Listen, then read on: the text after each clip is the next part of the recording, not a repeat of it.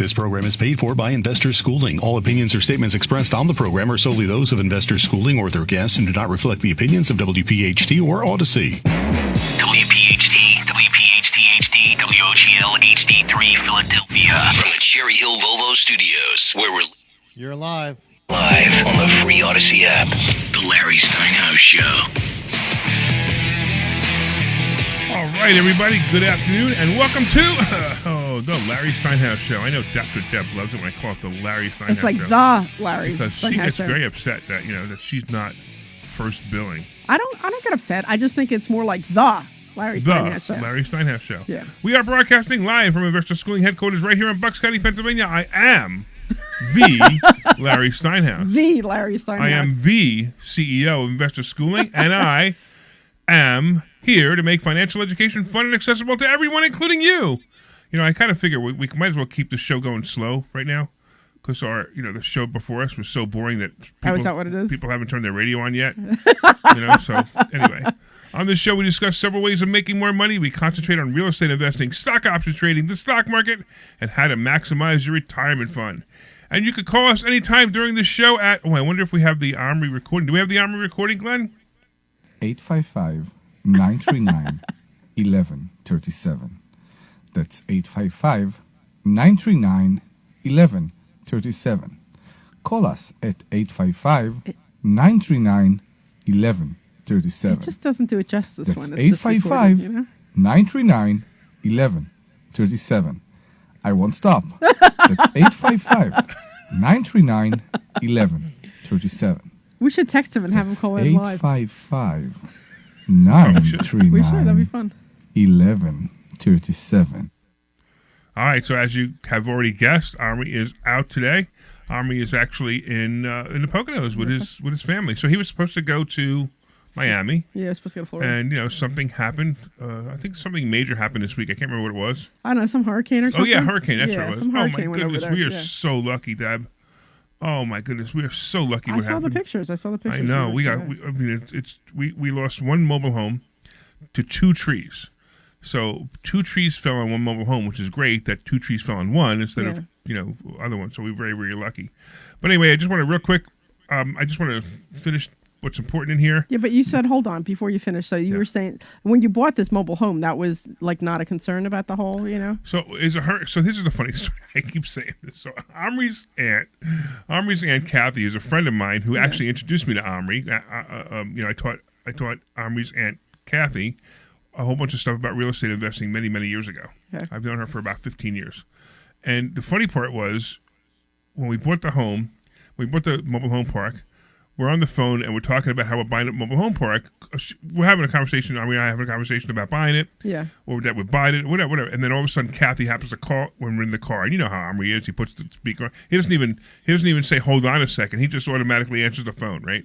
On his phone. On his phone, we're in the car, right? So it goes over the Bluetooth. Okay. And it's Kathy. Yeah. And I just said, hey Kathy, guess what? Omri and I just bought a mobile home park. And she goes, really? Where? I go, in Florida. She goes, where? I go, on the West Coast in Ruskin. She goes, aren't you worried about hurricanes? Yeah, because we were talking about this at the thing the other night. So I'm just like, okay, but I mean, right. Just because I guess I don't understand why they even have mobile homes in Florida because they're just not like the best. Well, so the interesting part is these mobile homes are pretty sturdy. They held up pretty well. Did they tie them down to the ground? Oh yeah. They tie them down. Yeah, they tie them down, but they don't. It's not like like the ones here. They don't tie down on the ground. Yeah, they do. The ones here? Yeah. So there's a tie down strap. It's a tie down strap underneath, and I don't know exactly how it works because I don't install the mobile homes, but they do tie them down. They do tie them down to a point. But the biggest problem that we had with Helene wasn't winds; it was water. Okay. So there was a 6-foot surge, and the water came up underneath the homes, just touched the bottoms of the home. So it destroyed the air conditioners, which are mounted on the ground. Yeah.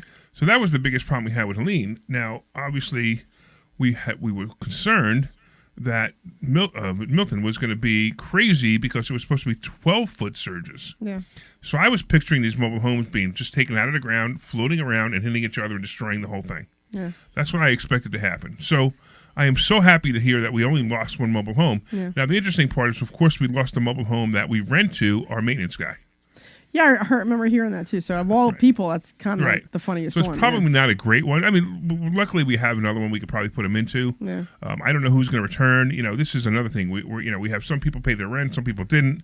Some people didn't pay their rent in anticipation of the hurricane, thinking that they weren't going to come back. Yeah. So I don't know who's coming back. I don't know. Right now we're kind of in limbo. Yeah. So it's kind of be a little bit of a mess until we have electric back on, until we can figure out what air conditioners don't work, what units don't work. But for the most part, again, I mean, we're blessed that we lost only one mobile home. Yeah. I know Omri was like freaking out for like a couple I was days. freaking out too. So Omri and I have video cameras on the site. Right. Now, so it was funny because I'm looking at the video cameras at about 10:30 at night. He's looking at the video cameras at 10:30 at night, and I'm watching them move, which means he's moving them because they actually rotate. Oh, okay. So I'm watching him rotate them, and I'm rotating them. We talked the next day about how we watched each other rotate them. Okay. So I don't know.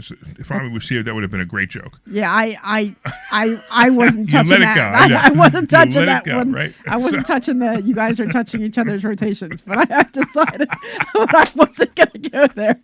Yeah. Like I said, I know that you guys. Where's Omri when I want to talk about rotating cameras? I know that you guys have that bromance going. Yes, So exactly. I will just leave it there. Right, and then very shortly after that, the power went out, so we got to see nothing. Okay. So we actually talked about after Lean, we talked about putting a battery backup system with a 3G or a 4G or 5G, whatever transmitter, so that we could watch it in case we needed to, but we didn't have time to do it. So would that still work if the Wi-Fi's out though? No. So as long as it's 5G, it works like a cell phone. Yeah, but I'm saying if all the cell phone towers. Well, if the cell phones are out, I mean, if the towers are out, there's nothing you can do. Yeah, but wouldn't I would think the cell phone towers would be out during a storm like that anyway. Maybe not. Okay. But once the electricity goes out, the router goes down. So when the router goes down, we're not connected to the cable anymore. So we can't, nothing works. So we're waiting for the electric to come on. We have no ETA when the electric's coming back. Yeah. Next week, I'm going to Orlando for a conference, and I'm going to drive from Orlando over to the mobile home park just to assess the damage. Yeah. But it's a lot of cleanup. I mean, I showed you the picture. You saw the picture online. There's a lot of cleanup. And the park behind us, my Warriors place, which the people who sold us this side, they had more damage, but they had a lot less damage than they expected as well. They had one cottage. It's not even a mobile home. It's a cottage was destroyed. Okay. And they lost a couple of sheds and the fence in the front. We have a fence. It's actually our fence now. It's not even theirs anymore, but they put it up. But it's our fence. So, the fence in the front is all broken. Okay. Their sign, my Warriors place sign was blown away. So it's little stuff, and it's going to be a pain because. So who does the cleanup? So you're not there to do the cleanup. Who's doing the cleanup? We hire people to clean it up. I've got people coming on Monday with chainsaws to take those 2 trees down. All right. And they're going to take the trees down, and once they take the trees down, then we can remove the mobile home. Yeah, moving the mobile home probably won't be for 6 months. We'll take that out and put another one in. But you have to understand that there's so many things that have to be done between now and, I don't know, and it just has to be done. It may take 6 months before we get to it. That's why we're probably not going to do much with it, okay. At least the one home. But the fact that, like I said, if we could get the tenants to come back, I'm concerned with that. So tenants might not come back. And the road was flooded out, right? So when the roads were flooded out. So yeah, but when water's receded, it'll probably be all muddy and. Yeah, but the township cleans up. Okay. So FEMA was there yesterday, I think it was. They were there yesterday taking pictures. So we might have some FEMA disaster relief coming to us as well. At your park, really? Yeah. Oh, okay, that's great. But and it's funny, we haven't even filed. Okay. They were there taking pictures anyway. They actually said that it's a preemptive thing. They're taking pictures and they say, okay, we've done our job, so now all you have to do is file. I actually went on FEMA.gov yesterday to file, and they don't have anything up for Milton yet. Okay. I'm also kind of hoping that they have some SBA loans, some SBA EIDL loans, that we can get really cheap interest rates and get loans to replace the one mobile home. Other thing now, if you remember also, we just had 3 used homes delivered there a little while ago. We didn't touch them yet. We didn't do anything with them. So we'll probably work on those before we rebuild the one that got crushed. So they're not damaged at all, though? They're installed? No, that was the other thing, too, is we were like, oh, great, we just put these mobile homes in here, and we're thinking they're going to float away. We're thinking everything was going to float away. Yeah. We were at the point where, we were actually talking about the day before. We're like, all right, all the mobile home floats away. We'll build 3 houses on the lots. Oh, wow. Okay. Well, you had a plan at we'll least, sell right? and we'll just sell the houses because we're done, right? Yeah. Because we figured that would probably be, but it would have taken a long time. But this is a much better plan, is to rebuild the mobile home park, or clean up the mobile home park, replace the one mobile home, and make it better. Anyway, if you guys out there want to call us about anything that has to do with real estate, anything that has to do with the stock market, anything that's going on with politics, give us a call. What's the phone number again? Oh, you're looking at me? What? I can't do the whole No, I sexy thought maybe voice. Glenn was going to do it. I thought Glenn was going to do it too. Glenn, you going to do it? 855-939-1137. That's 855-939-1137. Call us at 855-939-1137. That's it. You only got 3, huh? Was it 5? I don't know. Anyway. I wasn't counting. I was too busy reading the... Yeah, so Omri's not here, as you know. I can give you more. I can give you more. No, you're fine. No, that's right. I it's just fine. I'm just so confused because I can't see Omri doing it. And it just, it just doesn't sound the same with him. Yeah, it's here. no fun. Yeah, All right, it's not so as we'll much do it fun. ourselves. Yeah. Yeah, we'll switch off. 855-939-1137. Your turn. 855-939-1137. My turn. 855-939-1137. Now, the thing is, because the show before us was so boring, that no one's listening anymore. It's also a really nice day, and it's also a Jewish holiday, right? Yeah. So Yom Kippur, which I did go to Temple. shul this morning. Went to shul this morning. So Yeah. for those of you that don't know, shul is the same as Temple? synagogue. Synagogue. It's the same as temple. It's synagogue. Yeah. No, it's synagogue. Yeah. So we were having this discussion before our pre-show, and I was saying, I forgot actually. I saw it on my phone later, like when it was too late, that the rabbi was doing something at the shul, and I totally forgot. And then I came in here, and Larry's actually wearing a shirt that's not black. So for is context, surprising, right? yeah. So for context, I've known you 4 years now, about okay, about maybe 4 more, years, yeah. Maybe 4.5, something like that. And in all that time, I've seen him wear one red shirt and one white shirt, and I've seen a couple pictures of you not in a black shirt, but whenever I see you in person, you're always in a black shirt or a black button-down shirt. You're always in black, I Right. guess is my point. So today, you're still wearing black, but it's Still wearing black, but it's got white triangles on it. Yeah, it's just not a black T-shirt, I guess I should say. You're Yeah, always yeah. wearing a black T-shirt, and you're not wearing a black T-shirt today. And it just threw me off because I'm so used to seeing you in a black T-shirt. Wow, well, look at you. You look nice today. You're wearing something else. But I gave you 3 reasons why. Yes, you did. So here's the 3 reasons why, and that's where the shul came up, right? Yes. Well, temple came up. Wait, this whole shul, like yeah. like all these conversations are kind of intertwined here. Yes. So I'm sorry. You must explain because clearly I am not yeah, doing a good job. I'm just like at the point where like I'm trying to figure out a way to explain it. So Okay. I said to Debbie, I said, yeah, there's 3 reasons why I'm not wearing a black shirt today. Number 1 was I went to shul this morning, so I wanted to wear something a little bit nicer. Right. Number 2, I'm going out with Judge Ed. Remember Judge Ed? Yeah, yeah. So I'm going out with Judge Ed and a lawyer friend of mine, and we're going out for drinks. We were supposed to go on a boat today. We were supposed to take the lawyer friend of mine has a boat, but his boat got grounded this today because for some reason the water all receded, so we can't go on the boat. So we're just going to go out. And we're going to go to his house. We're going to have a barbecue instead. So again, wanted to wear something a little bit nicer. But the most important reason that I'm not wearing a black shirt today is because both my washer and my dryer broke, so I can't clean my black shirts. Which is funny. So he says that, and I start cracking up because Yeah. I think it's funny. Yeah. Did you find that funny, Glenn? Glenn's I'm up. just looking at the shirt that you're wearing, and it looks sort of dark gray. So I guess it's black to dark gray. Is that what we? Is that the Okay. range? I'll adjust the camera so you can see it a little bit better. Well, Right. it's frozen now. Oh, did it really? No, I see it up on. Yeah, it froze. Oh, Is whatever. it frozen on your end or is it froze, frozen on my it froze end? on my end. Oh, okay. Oh, okay. Well, never mind. Yeah, it's kind of it's black with the white triangles and gray triangles. Well, I it's don't just know. as funny because you never wear anything Okay, I other see. than a Right. black T-shirt. That's That's All I know is Kimmy online said I look very nice. Yeah. So she can't well, because she can't compliment Omri. She can't so compliment Omri, so she's she's complimenting me. complimenting So I appreciate you, Kimmy. You're the best. And of course, I want to say hello to some other people watching online. Of course, we got Kimmy. Of course, we got James, Patty, and Glenn, and we also looks like we have Joe saying hi. So everybody out there, if you're watching online, please say hi so we know where you're watching because we get so excited when people actually watch the show. We what's found out weird, that, Larry? What's that? You know what's weird? What's What? weird is that I don't think if Dr. Deb hadn't said it, I think I would have spent the whole show wondering what's different about Larry. But she mentioned the shirt, so now I know. Oh yeah, no, it's just it's. I'm telling you, like I've known this guy like 4.5 years, and he always wears like weird jacket. Yeah. And then, but he's always wearing a black T-shirt. Like I've seen Right. him in a button-down black shirt a handful of times. Right. I saw you when you and Omri were doing your road trip from Florida. Like you were dressed in other clothes, but I never saw it live. And you wore a pink shirt once when you opened up the ice cream shop, and then a couple years ago for when we went to synagogue. When we went to shul, you were wearing a nice white button-down shirt. But I'm telling you, you're always wearing a black T-shirt. Yeah. Like, And so you know the story with the black T-shirt? yeah, I think I do. You want to share it? I think So I here's do. the story with the black T-shirt, and for real, what basically, so kind of like one of those things where I'm wearing my jackets all the time, Yeah. and nothing goes. So my jackets are all crazy, so I can't wear anything with color. I mean, not color, but I can't wear. Yeah, I pretty much can't wear anything with color. I can't wear anything that's fancy. I can't wear anything that has any patterns because they clash with the jackets.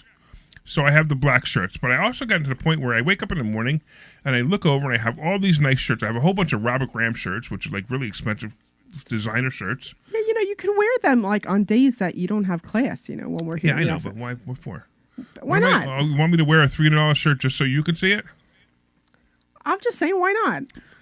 Anyway, so I get up in the morning, I look at all the shirts, I'm like, I just grab a black shirt and put it on because I don't have to think about it. I just, it's one less decision I have to make. Have you ever seen? Do you remember that movie, The Fly, with Jeff Goldblum? Yes. Okay, so do you remember in that movie where Gina Davis, they're starting to date, and she goes and she looks in his closet, and it opens it up, and he's got 7 of the same jackets, Right. 7 of the same shirts, 7 Yep. of the same shoes, Yep. 7 of the same Yeah. pants, everything. It's Yeah. completely the same. Monk. So You ever see Monk? You ever see the show Monk? a couple times I've seen Monk it where is the he's same exact thing. yeah, he's like the OCD guy, right? Yeah, OCD guy, right. Yeah, so it's so it's just as funny. I remember watching one scene where I guess his wife passed away or something, and he was kind of dating somebody, and he was on the phone with her, and he had all kinds of index cards lined up for different questions that might. Oh yeah, I mean, like different if subjects. you're a fan of Monk, you understood that whole thing, but yeah. Yeah. So he knew how to address the question when I guess the lady on the phone asked it, so he knew where to go. I thought that was funny. That show's very. I like that show. A lot of people didn't like it. I liked it a lot. Okay. Yeah. All right, so let's talk about what's going on with you and your property. Oh my God, I'm so excited. So my 4-unit is done. It's completed. I actually have 4 renters in it. I'm so excited. Yeah, 4 renters. I got 4 renters. I'm actually Wow. getting money on it now, which is fantastic.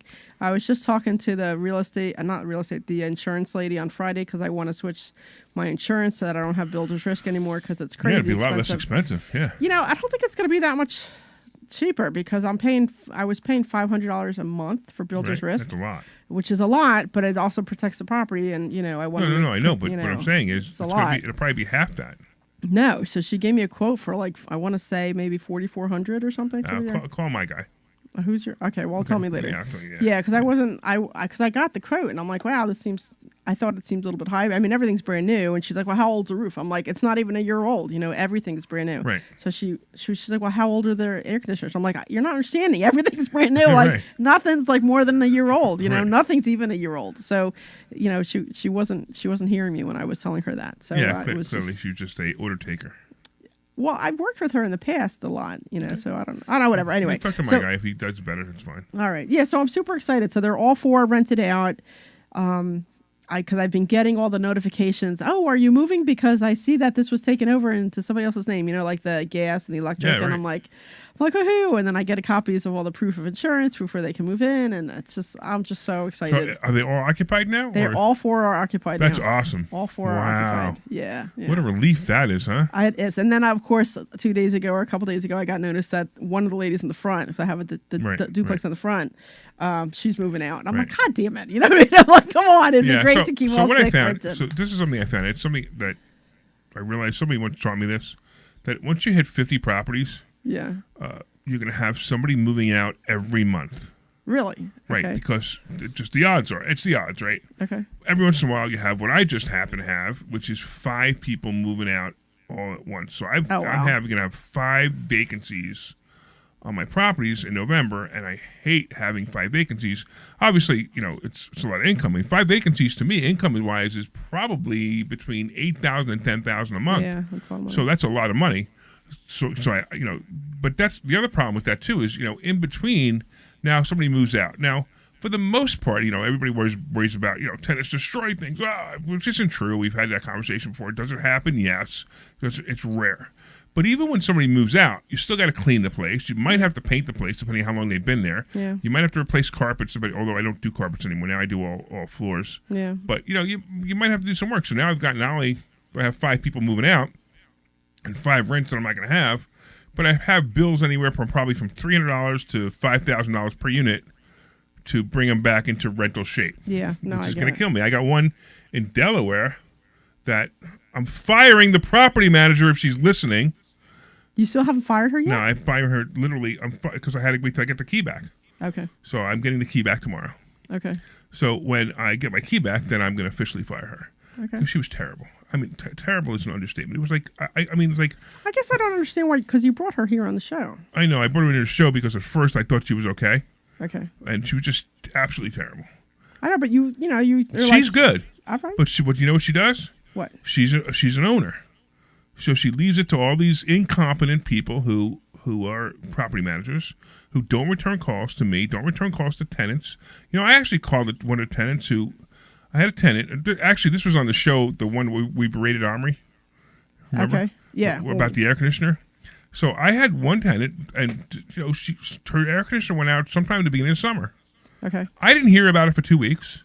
I got an estimate from them for $6,600, which is ridiculous. I know how much air conditioners cost to replace, and it's not that for that unit. Yeah. And I said, that's ridiculous. Give me a better price.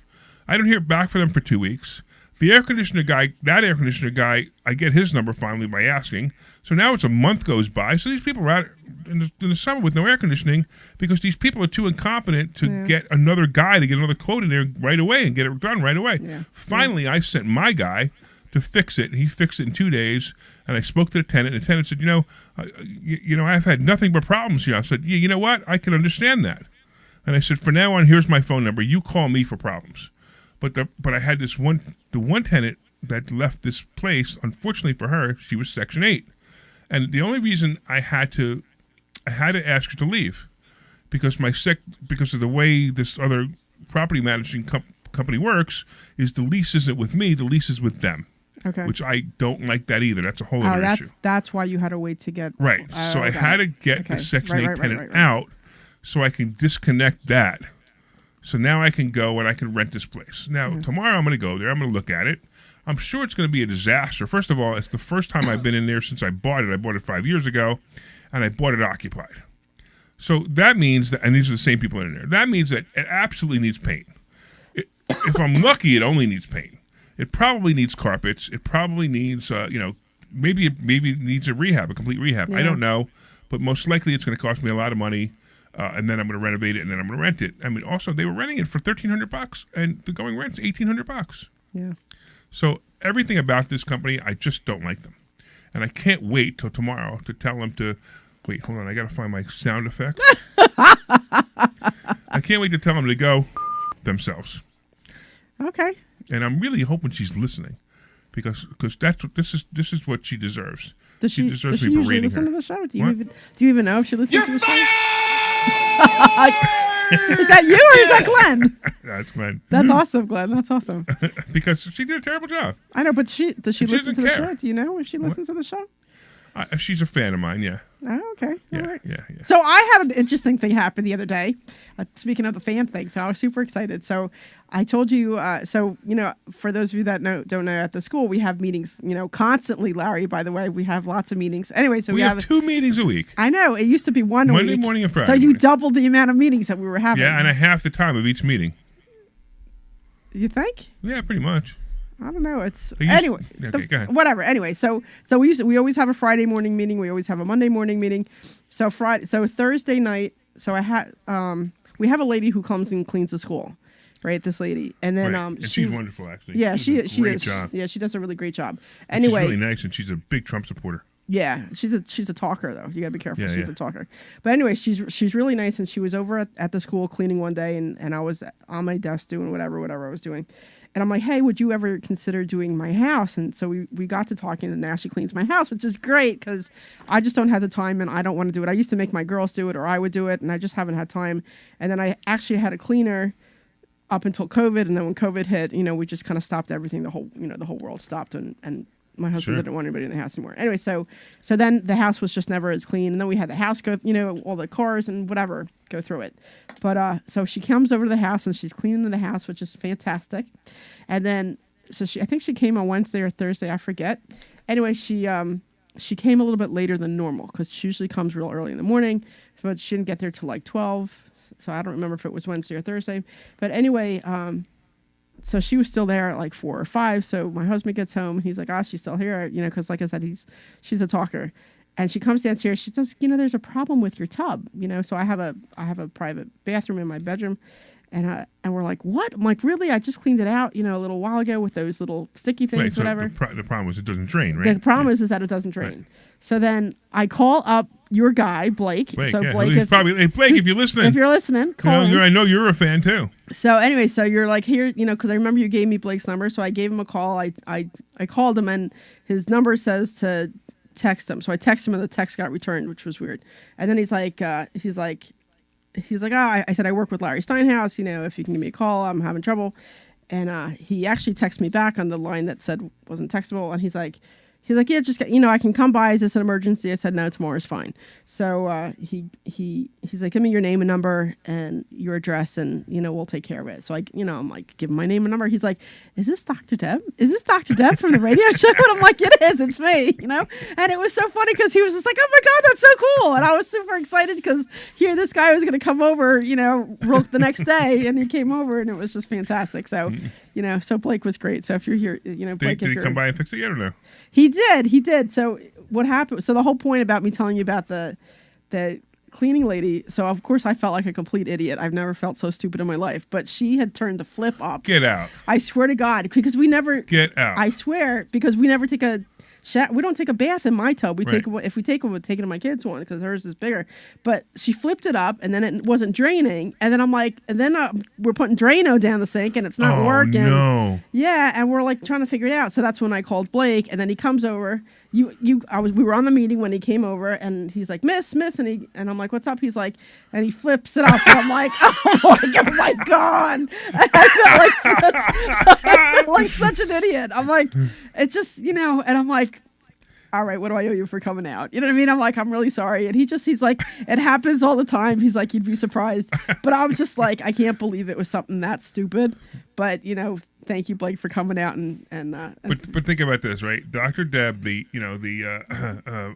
smartest one in the room. No, not only the smartest one in the room, but you're a real estate investor who didn't even know. I didn't even think to check it. Yeah, right. I didn't even think to check it because I've never had a problem. I'll fix that stuff myself, and I couldn't figure it out. It didn't even occur to me to check that because. That's really funny. Isn't that terrible?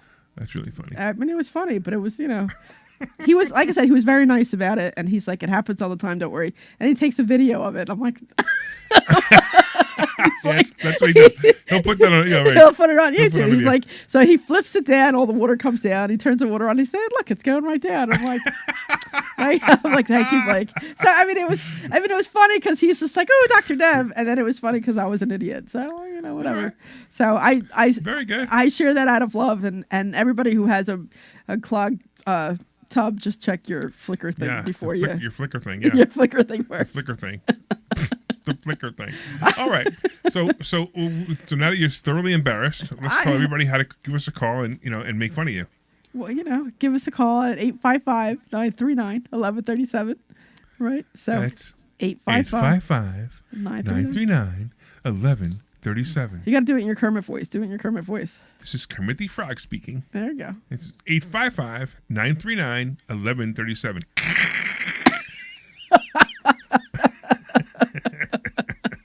855-939-1137. I'm trying to do it like Omri, but I can't. No, it's like. Do we take a commercial break? No. Let me do it one more time here. We'll do it. Wait, hold on. Okay. 855-939-1137. I think that was the closest to Omri I've heard it. There you go. Yeah, we should do it. Can I give it a shot? What? Go ahead. Let me give it a shot. Do it, Glenn. That's 855 939 1137. That's better than Omri does it. That's good. Did you get movement on that one? Yeah, I got movement. Oh, I got geez. movement. Yeah. I'm retiring. Wait, that reminds me of Thursday night's class. What? So Thursday night's class, I have well, you know what? Let's talk about this when we get back from commercial Yeah, break. do the commercial all right? break. Go do a commercial. This is Larry Steinhouse with Investor Schooling. Do you know when the best time? Glenn says, All okay. right, you are clear. All right. Now, it's always now. You just need to learn how to buy them correctly. Go to investorschooling.com and sign up for a complimentary class this Thursday night and learn how to buy investment properties and make money every time. That's right. That's what we teach. We teach how to buy investment properties and make money. I was afraid I was going to get the number wrong. Right now, take a class this Thursday night at 7 o'clock. The only reason That's I remember is because the way Omri investorschooling.com. says it. I can't think straight when Omri says it. Yeah, just Are you ready for retirement? You get movement too, Glenn? Yeah, movement too, huh? Well, yeah. I'm transported. real estate and the stock market. But you need to learn how to do it right. If you And say it that's what really we teach. good, this At will Investor happen. Schooling, we sell nothing but education. Come to Investor Schooling and learn. Nah, that was, that that was was a little InvestorSchooling.com and RSVP right now to this Thursday's class at 7 No, I o'clock. think that the Go to movement's enough, you know. InvestorSchooling.com. Okay, That's movement's enough. InvestorSchooling.com. Movement. This is Larry Steinhouse with Investor Schooling. All right. Hearing about the recession that's coming. Are you prepared for it? Well, listen, I at felt like such a investorschooling.com, schmuck when we're you going showed to me teach you ways to one prepare out. for the recession that you didn't even know Put a note, existed. Glenn. We're going to teach you strategies on how to use uh, real this estate. recession one out. And All also right, to tell Susan to pull it out of the stock market when the stock market goes down. I'll send a message to Frank. Yeah, thanks. Free class this Thursday night, and you will learn all of these techniques. Go to investorschooling.com right now. RSVP for this Thursday. We'll see you there. This is. All right, you ready to come back in 30? Yeah, I actually think I got to go to Frank and make some more commercials now. Invest in real estate, Yeah, the we're stock ready to come market, back. precious metals, and learn from an expert. Larry didn't At hear you Investor 'cause he didn't have his Schooling, hearing aid we in. teach these. That's okay. We only provide education, and we will teach you how to leverage real estate, how to leverage the stock market, and how to leverage precious stick your metals tongue out to a make lot, more Larry, money you than know you've that? ever made before. Go to investorschooling.com and take a complimentary class this Thursday. We trying will to see train you it? there. Investorschooling.com. That's investorschooling. Creative visualization. This program is paid for by Investor Schooling. All the people on Facebook get the better show. All right. All right, everybody. Welcome back to wait, I forgot the name of the show already. The Larry Steinhouse Show. That's right. Sorry. Welcome back to the or the. Either one is Now right. I'm more confused. Welcome back to the Larry Steinhouse Show. I am Larry Steinhouse. I'm here with Dr. Deb, and we're having a really good time talking about Drano. And about her clogged tub that wasn't clogged. Yep. If you were listening to it, but if you guys want to call in about anything that has to do with has to do with real estate, has to do with I don't know. I'm like losing my mind here. Has to do with real estate, has to do with the stock market, has to do with investments, has to do with your own personal, situation you're going on, or politics, or anything else like that. Give us a call at 855-939-1137. That's 855-939-1137. 855-939-1137. At Investor Schooling, we teach you how to make a better life. Not only that, it's financially, but also we get into your head a little bit and teach you how to have a better life in your head too. And that's what I want to talk about. That's what happened on Thursday. Yep. We had it was all motivation. So we didn't talk much about money. We didn't talk much about real estate. We talked about motivation and having people get what they want. And what was interesting was I had people write down 5 things. Some people might want to call it a bucket list item, but I actually described it like this. I said 5 things that since you were younger, maybe as a child, that you always wanted to do and still haven't done. And we had them write down these 5 things. And I had a couple of people in the class. I picked out a couple of people in the class to talk about those things. And one guy wanted to hike the Appalachian Trail. Yep. And I actually told him to go home tonight and book it. But more importantly, we had one guy, and I don't know how old Harold is. I think, and I hate saying this, but I think he looks older than he is. But let's say he's in his late 60s, maybe early 70s, would probably be a good estimate. That's what I would guess. That's what I would guess. Would probably be a good estimate, okay? And, great guy, been a student for a couple of years, almost never misses a class, really enjoys himself, and he went through a little bit of health issues about 6 months ago, so he had slowed down, Yeah. But he's kind of back to health. But he said one of the things he said is he always wanted to jump out, and the way he described it, he always wanted to jump out of a perfectly good airplane. Yeah. And it was interesting because he said he had opportunity twice, and he was afraid of it. He didn't do it. He just backed out. Yeah. So I said, "Well, how badly do you want to do it?" He goes, "I really want to do it before I die." And I'm like, "Okay, then you're going to book it and you're going to do it now." So just then, Peter in the back of the room, who also I don't know if he always wanted to do it. I mean, obviously he always wanted to do it, but he now had an opportunity that he's going to say, "Okay, I'm going to do it too."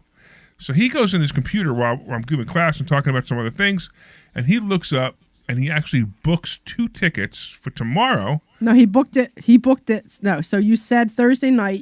Right. Make sure. So we were talking about it Thursday night, and Harold said he really wanted to do it, and Pete's like, "I'll be your wingman." He's like, "I'll do it with you." Right. He's like, "We'll do it Sunday." And then Harold's face was like, "Oh my God!" Right. This is real. You know what I mean? So then Pete's looking up the prices. So the prices, I don't know, like $250 or $230 or something like that. I remember. And so Pete's looking at all the prices, and then I call it out to say, "Hey, Pete's looking at the prices," and Harold's like, you could tell he's like a little bit nervous about the whole thing, and then Larry says, he's like, "Look, if Harold does this, I'll pay for his ticket. I'll give you my credit card, and I'll pay for his ticket." So then we're talking about it. We go through the class, blah, blah, blah. So then Friday morning, Pete posts the screenshot of him buying the ticket for them to go tomorrow. Yeah. So they're supposed to be jumping out of a perfectly good airplane tomorrow. Yeah. So I'm excited for them. Yeah. I'm super excited for them. So here's the funny part. So I'm going to get... You're making yourself laugh. I know, but I try to remember how I got connected to this story. And how I got connected to the story was we were talking about Omri reading the phone number with movement, right? Oh. Right? So I said, the only reason I would never do this, because I don't know if you guys understand this, the first time you do this, you have to do a tandem jump. So you have to be strapped to somebody who's jumping, right? Right. And so I said the only reason I would never do this is because I don't want to be strapped to another guy's back, or no, I don't want my back strapped to another guy's front. So that was all I said. Yeah, it wasn't as funny. It wasn't as funny here because No. I think I had but whatever. So what? But that's how it all came up. That's why we brought that up. So where the exciting part is that they're going to be jumping They're tomorrow. gonna be jumping tomorrow. They're going Yeah, to be jumping exactly. tomorrow. So I'm excited for them. Yeah, me too. And hopefully they'll take some pictures, clearly not on when they're on their jump, but maybe before and after. But it'll be, we're excited to see how they did. And I'm a little worried about Harold, I have to tell you. I'm just, because that's the big... So that's why. That's the first thing I said was, are you healthy enough to jump? Yeah. And as long as he's healthy enough to jump, that's fine. I know, but it's... Because he did have some health issues a little while ago. Yeah. But if he's healthy enough to jump, absolutely. Yeah, I think... I think it'd be great. I think that will make his day, make his life, make his year, whatever you want to call it. Say, I did it. I actually did it. And that's part of what we do at Investor Schooling. We're going to drive you out of your comfort zone to do the things you want to do. I mean, I'm a coach, so I coach people on finances, but it's not just finances. I coach them on their life too. Yeah. I mean, in this case, it was basically that. It was coaching him to do something he always wanted to do and get him to do it, and make it happen. Yeah. Yeah. No, I think it's cool.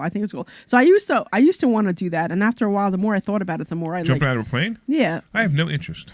No, I thought about it for a while, and then the more I thought about it, the more I kind of just lost interest after a while, So, but I have been really getting interested in doing the balloon rides. Like I really want to do Balloon balloon rides. I've done. Yeah. So, but I think I really want to do one. So I think I'm going to look into seeing where they're around and scheduling something like that, because I think that'd be fun. I just have to see if my husband would be willing, because I don't know if the balloon ride. Yeah. The balloon ride is really nothing. You don't even get scared. But the really weird part is, your feet are in the basket. Yeah. And the biggest problem I had, I'm looking over, I'm having a great time, but I couldn't move my feet. Okay. Like I couldn't step over to another part of the balloon. It was just a mental thing. Okay. Where as long as I'm looking around, everything looked beautiful. Rising, you don't even know you're rising. Yeah. But I couldn't move my feet. It was like they was stuck there. Okay. But that was the only kind of, I guess it was a fear reaction. All right. I mean, I've seen them, and I've seen like all these balloon festivals, and I just think that they always look gorgeous to me. It looked like it was a lot of fun and just peaceful when you're probably up that high, and it's just peaceful and serene and just gorgeous is what I would think. It actually really is. Yeah. Just make sure that the balloon pilot knows how to stay away from high tension lines. Okay, so stop it, because come on. Here I'm telling you about something I want to do, and here you're like, let me ruin it for Deb and say, well, if the guy doesn't know what he's doing, he'll run into high tension lines and we'll get electrocuted in the process. So it's like, come on. So here's the interesting thing about the balloons. So what they do is, they'll take off, like in Bucks County, they'll do balloon rides in Bucks County. Yeah. And they take off, and they have no idea where the balloon's going to go. Okay, yeah. They have no idea where it's going to land. They have no idea. I mean, they have some. They don't have control of where it's going to go or where it's going to land. They only have control of how long they're going to stay up, because they can say, "Hey, look, I'm going to stay up for an hour, and I'm going to come down, and wherever it comes down, it comes down." So they have a chaser. Okay. So there's a guy in a van who chases, right, and he chases. Okay. And what he does is, as you're getting closer to a house, right, what he'll do is he'll knock on the door and say, "We're going to land in your backyard." Really? Yeah. Oh, wow. Yeah, Okay. and then if they say no, then he's got to radio back to the balloon and say, "You got to go." Oh, wow. No, so they typically give him a bottle of champagne or a bottle of wine or something like that, just for allowing it. But it's kind of cool. I mean, having a balloon land in the backyard is kind of cool, right? Yeah, that'd be neat. Yeah. So most people have no problem with it. No, So I they, think that'd be cool. That's something I definitely want to do at some point. yeah, it's definitely fun. It's nothing to worry about, and there's mostly no high tension lines anywhere. You're such a schmuck. I'm a what? Well, you could say that online. You just I can't think so, say, too. I think so too. Yeah, Yeah. absolutely. All right, so a couple people to say hi to. We got Patty saying hi. We got Kellen saying hi. Kellen, I haven't spoken to you in a long time. I'm so glad you're here. It's awesome. Who else? I think Glenn. I think we already said Glenn said hi to. Not Glenn. Not Glenn. Not sweet Glenn. This is the other Glenn, the non so sweet Glenn. Why is Drano bad for your? What? Why is Drano bad for your? He says no Drano never. Yeah, Why? so Drano's not great. Drano is it's acid. It's poisonous. It's not a great thing to put down your drain. It's not an acid, it's a base, but Yeah, okay, whatever. I'm just saying. I mean, But it's it's just not a great thing to put down your drain. Okay. So the funny part is you put it down and it actually sat in your tub. I hope you cleaned your tub pretty well afterwards. Yeah. So. That would be not so good. Yeah. Not so good at all. I try to avoid Drano. I try to do everything I can before Drano. And Drano, honestly, every time I've used Drano, it really hadn't worked anyway. We've used it in the past and it worked. Yeah. Yeah. So, but I didn't. Like I said, we joke around all the time and say we pay the idiot tax for you. There you go. So what's the lesson learned? Make sure to check your flicker before if your tub is clogged. Yeah, that's really funny. Yeah. That is So we pay the really idiot funny. tax for you. So Yeah. So Glenn's saying it's very corrosive. That's Yeah. what he's saying. Yeah, it's a base. It's a strong base. Okay. So how come nobody's calling us? we got to do the number like 15 times, right? What's going on here? Like, no, hey, Glenn, call us. Just talked about Drano, so at least I know the phone number's working. Oh, maybe you didn't transfer everything. No, over? I know I did. And normally I'd get my phone would start ringing. So I got Omri's house up for sale. So Omri did a renovation. He bought a house about a month ago, and I really thought he paid too much for it. Yeah. He paid $305 for it, and I wasn't happy with it. The fact that he paid that much for it. So you should say that he actually used his HELOC to pay for that. Remember? Yeah. Used the Whatever HELOC. he uses, fine. But what really bothered me about that was, I was suggesting he not buy it, and instead of having a conversation, I just suggested. I said, I don't know if it's a good deal. That was the last thing we had, the last conversation we had. The next thing I know, next day he calls me up. He goes, I bought it. I go, what do you mean you bought it? He goes, I used a different real estate agent. I didn't use you. And I was like, what? How do you do that? I know. I think that's the thing that's weird is because he knows you're a real estate agent, and two, because you guys are good friends, that he would kind of. I think part of what happened was he was afraid. He didn't want to hear from me. And he I didn't get want to it. hear my opinion. I get so it he because just went around me, and so whatever. So I got over it. It's okay. It's not a big deal. But the reality was, so he's been working on it. I'm like, I don't know if you're going to get more than $350 for this house ever. And he's been working on it. And I listed it yesterday. I listed it for $375. We have some showings. He might get his $375. Yeah, I I'd hope be he really does. happy if he I does. hope he does. Yeah. Yeah. And plus, it's real close to here, so Right. it's a nice little place. It's a cute little place. Yeah, it actually came out really gorgeous. I helped him with it. I made some suggestions on how to do. I didn't see it finished up. I saw it like in process. Remember? So Yeah. You I need to just- see it finished. It really looks nice. Yeah. We do have somebody online. We got. Is it Sam? I don't know, I It can't- looks like Sam. For whatever reason, I'm having trouble. My glasses are really hard to.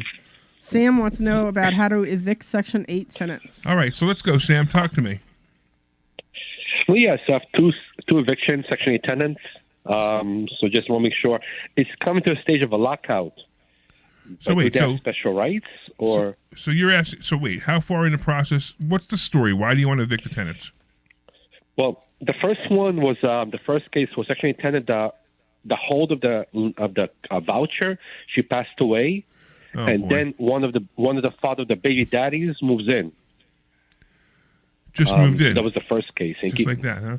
Yeah, he just moves in. Yeah, he's the kid of one of the father. There's a few kids there, but he's one of the fathers of one of the kids. Oh, wow. But he thinks he's entitled to Section 8. He might get it in the future. He might get it. Yeah. So, so that stage is coming to lockout. That's not even an eviction anymore. That's now an ejection, and it's even weirder. It might even. I mean, it's trespassing, is what it really is. But what? How long did you know that when she died? How long was it before you were informed? Pretty much a month later, when I was trying to reach her, and I couldn't reach her. Yeah. Wow, that's rough. So you didn't get your rent because she had died. You didn't get your rent, and what did you do? And what happened? Section 8 stopped paying for it. That's it. They stopped because she's deceased.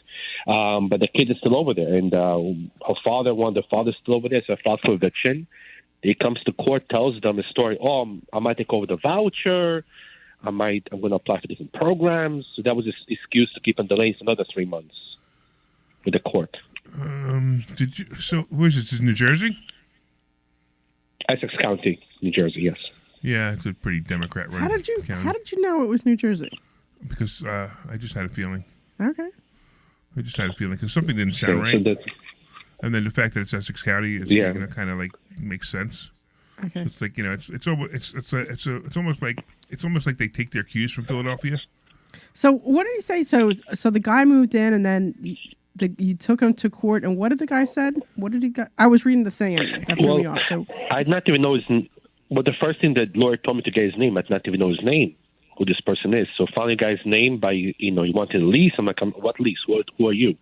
So and what happened? Nonprofit, they paid for like 1 month of rent. He found nonprofit somewhere. Sure. They paid for protected homeless people, and that was another delay. By this point, we come into a lockout situation, and he wants to file another complaint with God knows what agency. I'm not sure which agency now it's going to be to keep on delaying the lockout because Monday is a holiday, so he keeps on delaying the lockout. Okay, so I mean, so anyway, but let me ask you though. So when you found out that she had died, and he moved in, what did you do immediately?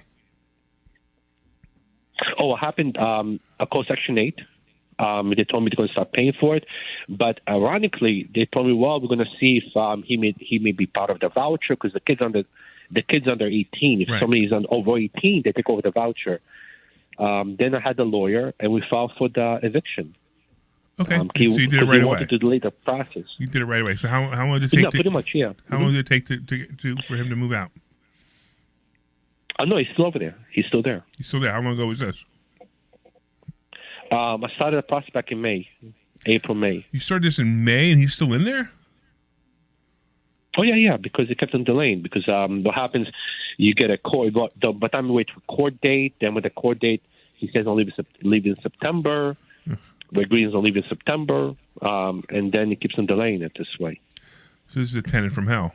Yeah. And there's not much you can do. So it's a tough situation. Right. So you've got. Yeah, I'm trying. I mean, nothing makes sense about this.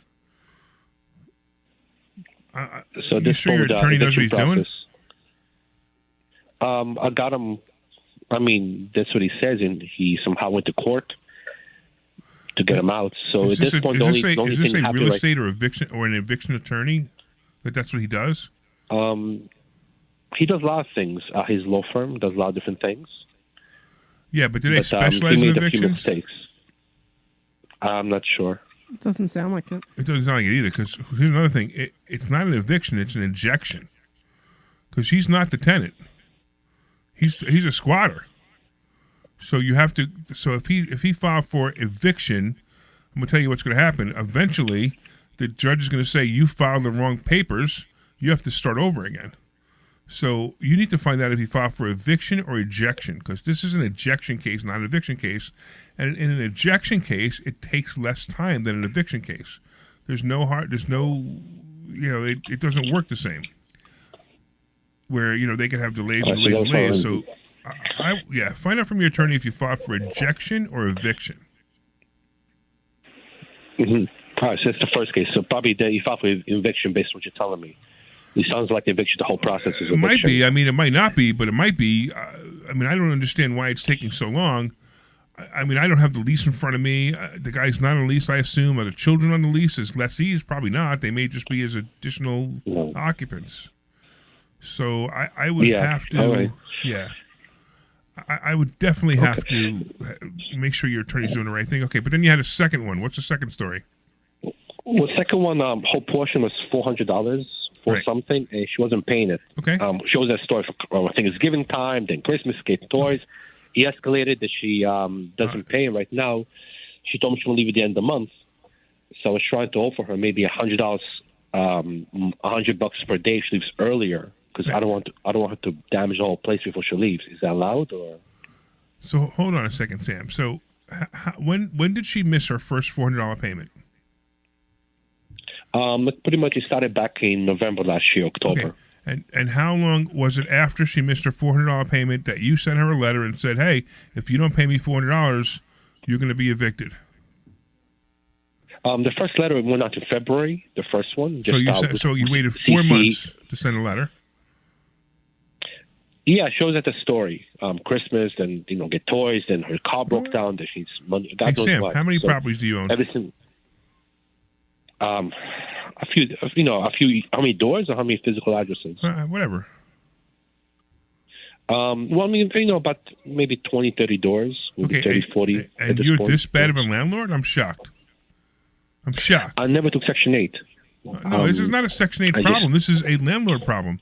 If my Section 8 tenant, if it's $2,000 a month and Section 8 is paying $1,500 and my tenant's supposed to pay $500, the rent's due on the 1st, on the 2nd it's late, on the 5th it's a $150 late fee, and on the 15th I file for eviction. If I don't have 100% of my rent on the 15th, I file for eviction. That's the mistake you made with this woman. You made the mistake, it's Thanksgiving, it's Christmas, I'm going to be a nice guy. Don't be a nice guy. Because once you try to be a nice guy, then you get taken advantage of constantly. I'm going to bet that you've had other problems with other tenants, correct? Yeah. Pretty much the stores, I write a book about the stores I hear. Not you hear that what you the do. stores about. I'm talking about other tenants. You've had other problems with other tenants, correct? Yeah, a little bit, yes. Yeah, you know why? Because you're a terrible landlord. There's no such thing as bad tenants. There's only bad landlords. Honestly, you should come to investor school. I'll teach you how to be a landlord. But that's your problem. Your problem is you don't know how to be a landlord.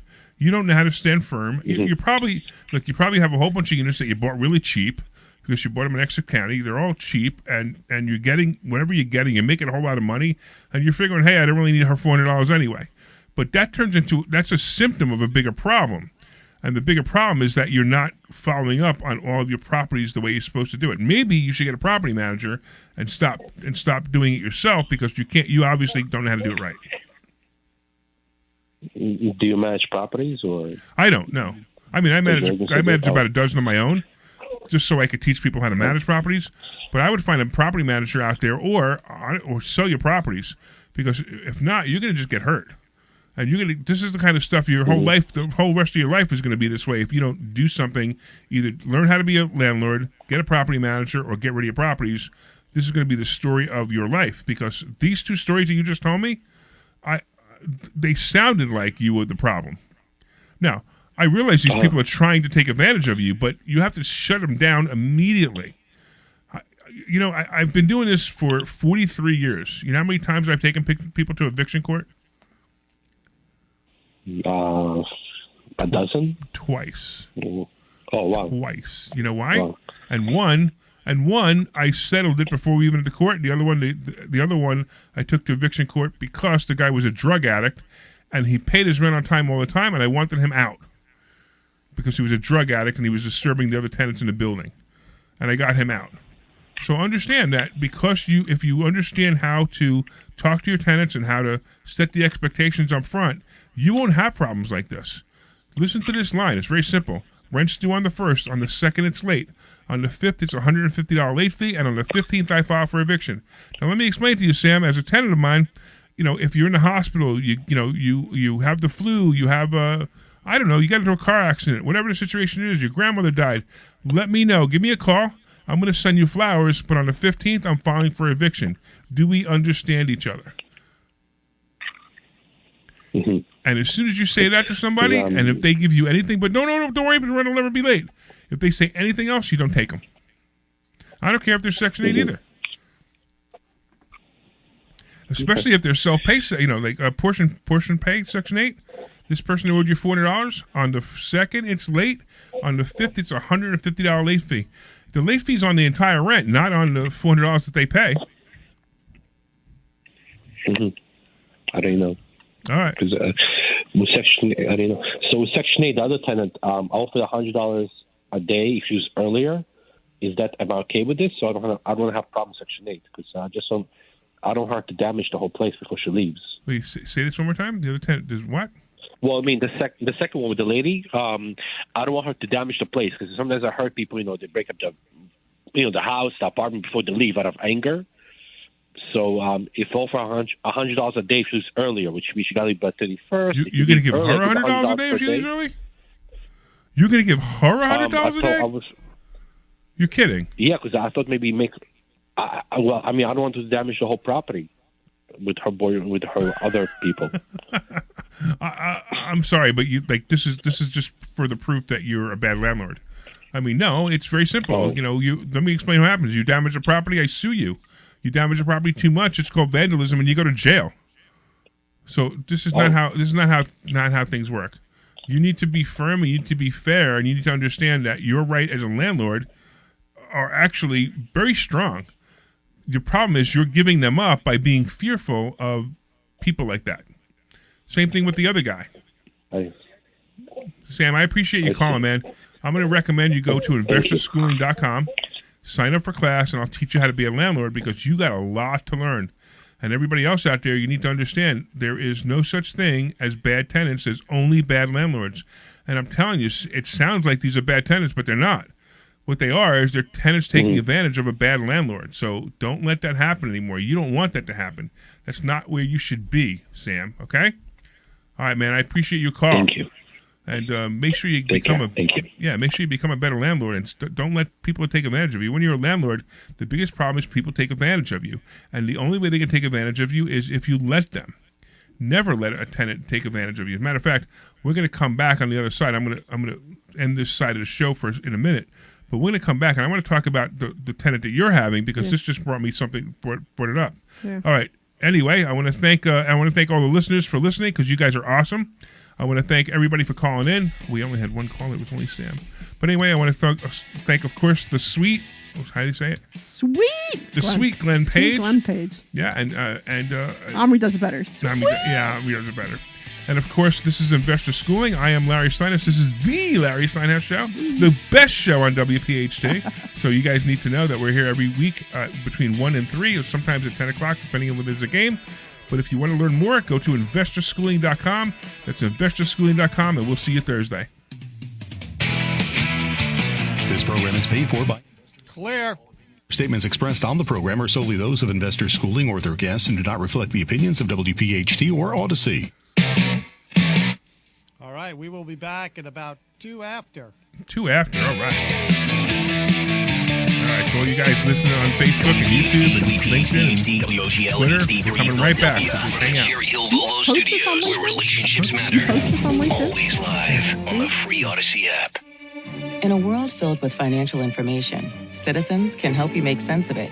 So whether you're signing up or hitting snooze on some financial newsletters, scrolling through your socials that all seem to be saying the same thing, or getting together with your neighbors at a cookout to game plan college funds. Are you good with that, Larry? Do you want another extra 30 seconds or so? No, I don't care. With Citizens. Okay. More. All right. You know, look, I can talk for 30 seconds. Prescriptions required. Just making Larry sure. could talk for 2 hours Term straight. with You appropriate kidding me? restrictions apply. See Really, we're website gonna for have details to. and important safety information. Subscription required. Price varies based on product and Actually, subscription I couldn't Hi, get I'm you off Dr. the- Peter off Stahl, on board Thursday. You certified kept going and urologist going and and senior going. vice president of men's sexual health at HIMSS. In my 12 years of practice as a reproductive urologist, I've helped many guys. Listen to the commercials they're pitching at your audience here. I know, reproductive right urologist. now, thanks to I HIMSS. It I don't really even know what wasn't to easy respond to before. that. You had to take time out of your day, come to a physical office I'm and here. see a That's specialist hysterical. like me in person. Now, through hims.com, you can get world-class sexual health care and a full range of treatment options for ED through a 100% online process. It starts with a free assessment from a medical provider licensed in We your need to do state. another You can show on determine how do if you spell ED his name treatment and is what's right his for name. you. I know, If it's funny. prescribed, your medication is shipped to you for free. So don't wait. Join the hundreds of thousands of guys who've gotten help for their ED through HIMS. To start your free online visit and find ED treatment at up to 95% off brand name prices, go to hims.com/joy. That's hims.com/joy for your free online visit. The 2024 presidential election is here, with the race neck and neck, and with so much at All right, 30 seconds. All right. is the in-depth coverage and analysis you need. Our reporters are on the ground, and we're breaking down the numbers until every last vote is counted, providing you with insight on what it all means for the future of our country. Watch coverage of the 2024 presidential election, Tuesday, November 5th, and listen to MSNBC Live Here we go. app or wherever you watch MSNBC. This program is paid for by Investor Schooling. All opinions or statements expressed on the program are solely those of Investor Schooling or their guests and do not reflect the opinions of WPHT or Odyssey. WPHT, WPHT-HD, WOGL HD3 Philadelphia. You're live. Volvo Studios, where relationships matter. Always live on the free Odyssey app. The Larry Steinhouse Show. It's so weird that we can't just like go right into the second hour. Well, you know, I just people don't know we're in the second hour. You know. No, I know, but it's Yeah, just 'cause it's it's two 1 hour shows. It's 2 1-hour shows. Yeah, so you just messed up my intro for all the people that are listening to this show going, what just happened? How come this is going? Unless, of course, it's the, the live version, because this could be the What are 1 you hour talking version. about? I don't know. We do 1 hour versions of this show. Okay. Right? On Sunday, there's a 1 hour version at 3 o'clock. Right. And there's also, if we're not here and they need to do a fill-in at 10 o'clock, it's only 1 hour. So I just ruined your So intro. I break the show up into 2 hours. All right. 2 separate hours, All right, so we can do use your- the one, right? do your intro So you so you'll messed feel up the better. entire intro. So all you people who are listening, just know that Dr. Deb messed up the intro. So I do it all the time. So do your- Glenn, can you do me a favor and start the music over again? Hang on. I am sorry for messing up your intro. Look, he can't even start the music over again. I know he doesn't know where to go. He doesn't know how to do it. Expressed on the program are solely those of Investor The There we Schooling. problem, the problem is it goes right back to, you got to take it all the way back to the beginning the way it's set up. Oh, yeah. WPHT-HD, WOGL Now be quiet, HD3 Dr. Deb. Philadelphia. From the Cherry Hill Volvo Studios, where relationships matter. Always live on the free Odyssey app. The Larry Steinhouse Show. All right. Good afternoon, everybody.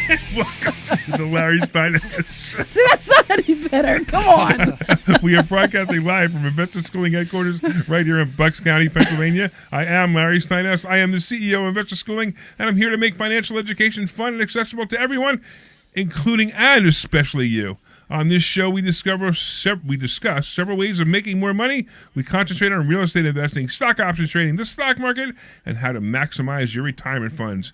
And you could call us anytime during the show. Screw it, I'm saying the number even though Omri's on here because it's too complicated to have somebody else do it. All right. So the phone number, by the way, is 855-939-1137. That's 855-939-1137. You can call us with any questions you have about anything that has to do with finances, money, or even politics. 855-939-1137. That's 855-939-1137. Of course, we're also live on Facebook, LinkedIn, Twitter, and YouTube. Please leave us a comment and say hi so we know you're watching. And I'm here, of course, with my awesome co-host, Dr. Deb Anderson.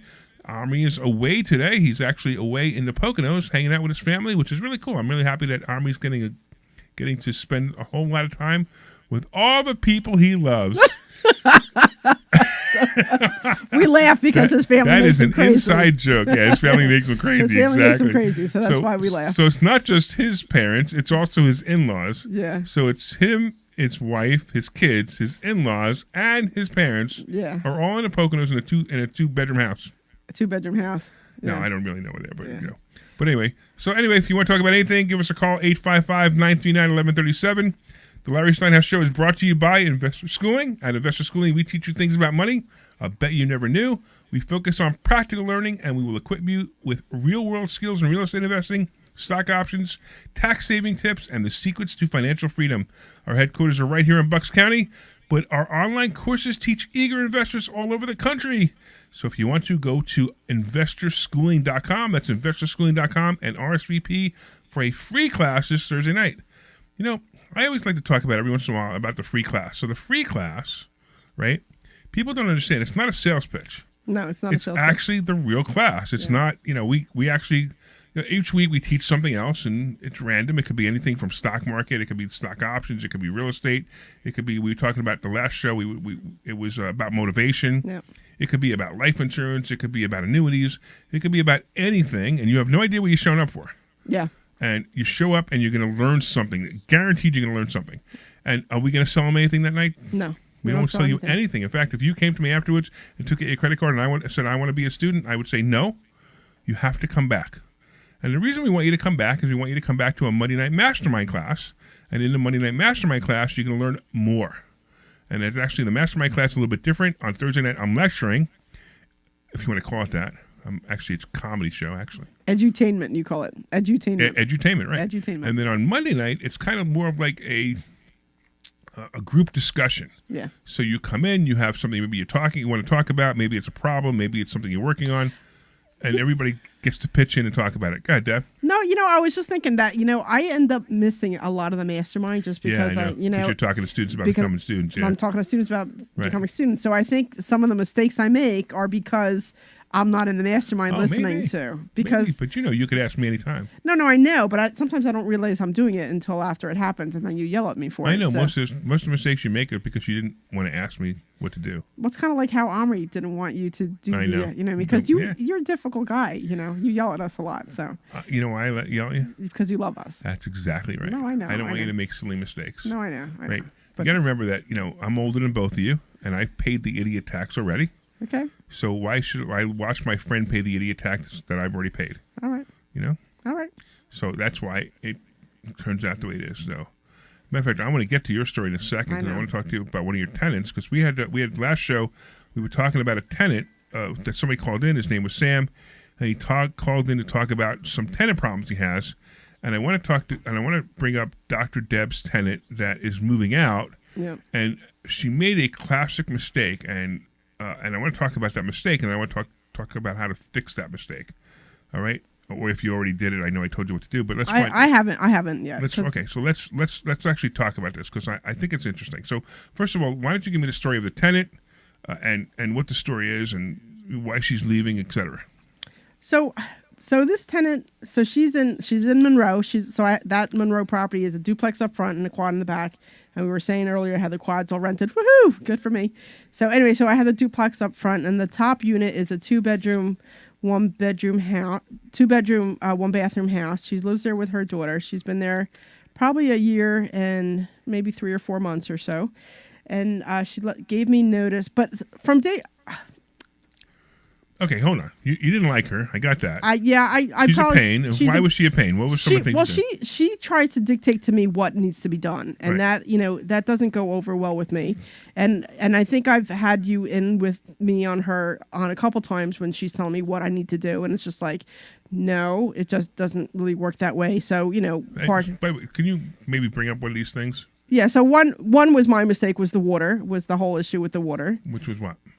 So I had the top and bottom paying half of the water. Yeah, I don't want to get into that one. Okay, yeah. So all right, whatever. Yeah, okay. One was that she was supposed to give me 30 days notice. So she gave me 30 days notice. So hold on. So one was that it was past the year mark. So then I put in a rent increase of like $30 or something, right.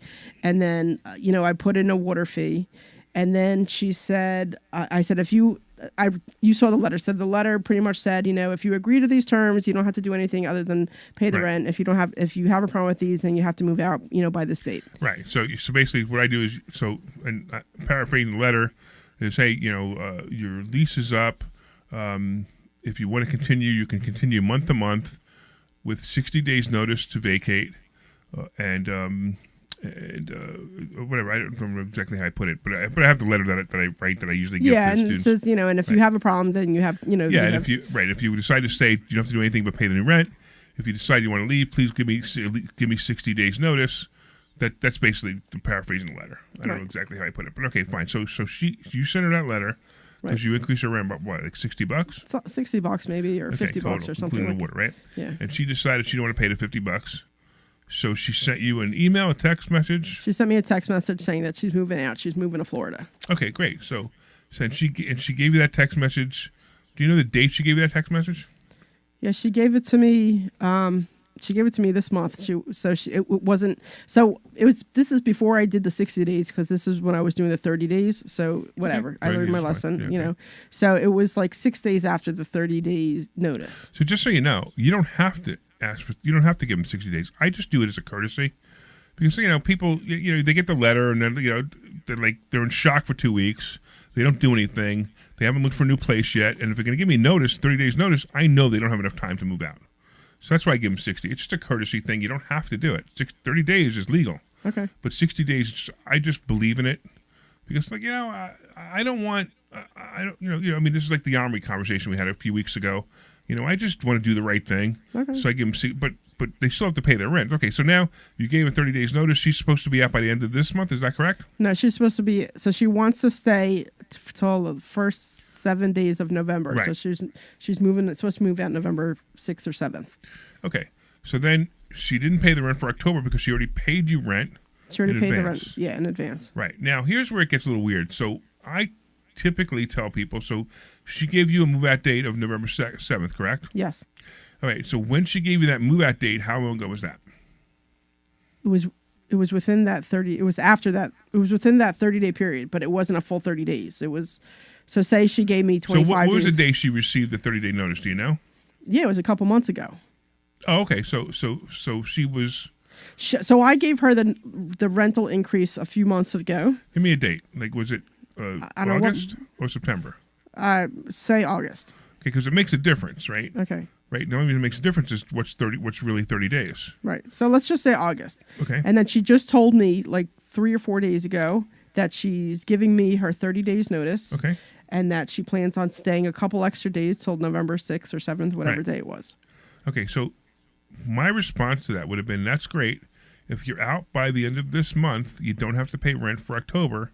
If not, you have to pay rent for October because I have to charge you a full month's rent for November.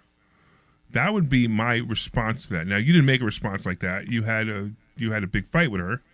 And I didn't have a big fight with her. I said, okay, that's fine. I said, you just need to pay me the difference of the increased rent. For when? For October. So why? So that's why this is where again where it's like, okay, just give me the rent. You gave me a 30 days notice. Give me the rent for October and we move on. But the issue now that you're now having is that she didn't pay you October rent because you held 1 month's rent. Yeah, so you collected 1 month's rent in advance. Right. So she doesn't have to give you 1 month rent. So I mean the difference in rent is $60. So what are you going to argue over $60? So sometimes you have to over $60, you have to just say, you know what? Okay, what's easier here? The bigger, more important thing is you want her out at the end of the month so that she doesn't become what's called a holdover tenant. Right, but she already told me that she planned on staying up till like November 7th. Right, so that's what I said. I immediately would say you have to pay rent for October and November's your paid up month. Why? And you could say it to the end of the month, I don't care, but as soon as she crosses into the next month, I consider that the last month. Yeah, but if the lease says the holdover tenant would be charged rent plus 10%, so I figured out what that number was, and I said you would have to pay this for November then. Okay, but she's not a holdover tenant because as she of gave you notice for the 7th, correct? So she's not a holdover tenant until she hits the 8th, 9th, and 10th. No, she's a holdover tenant as of November 1st. No, she's not because she told you she was moving out November 7th. You didn't counter that. You didn't say, hey, listen, no, I'm sorry. If you move out by the end of October, then the rent has been paid already. If not, I need rent for October, and November becomes the 1 month you paid in advance. If you would have said something like that, right? She's not a holdover tenant. A holdover tenant, just to explain what a holdover tenant means, if they're supposed to be out by a certain date, let's say it's the 15th, because I don't want to get confused with your dates. If they're supposed to be out on the 15th, and on the 15th they're not out, they're here the 16th, or there's some stuff in the house, the 16th, 17th, 18th, and they want to come back for it, they're holdover on the 16th, 17th, and 18th, right? Okay. Those are holdover numbers. So she's given you the date she's going to move out, which is November 7th. she's not a holdover until November 8th, 9th, and 10th.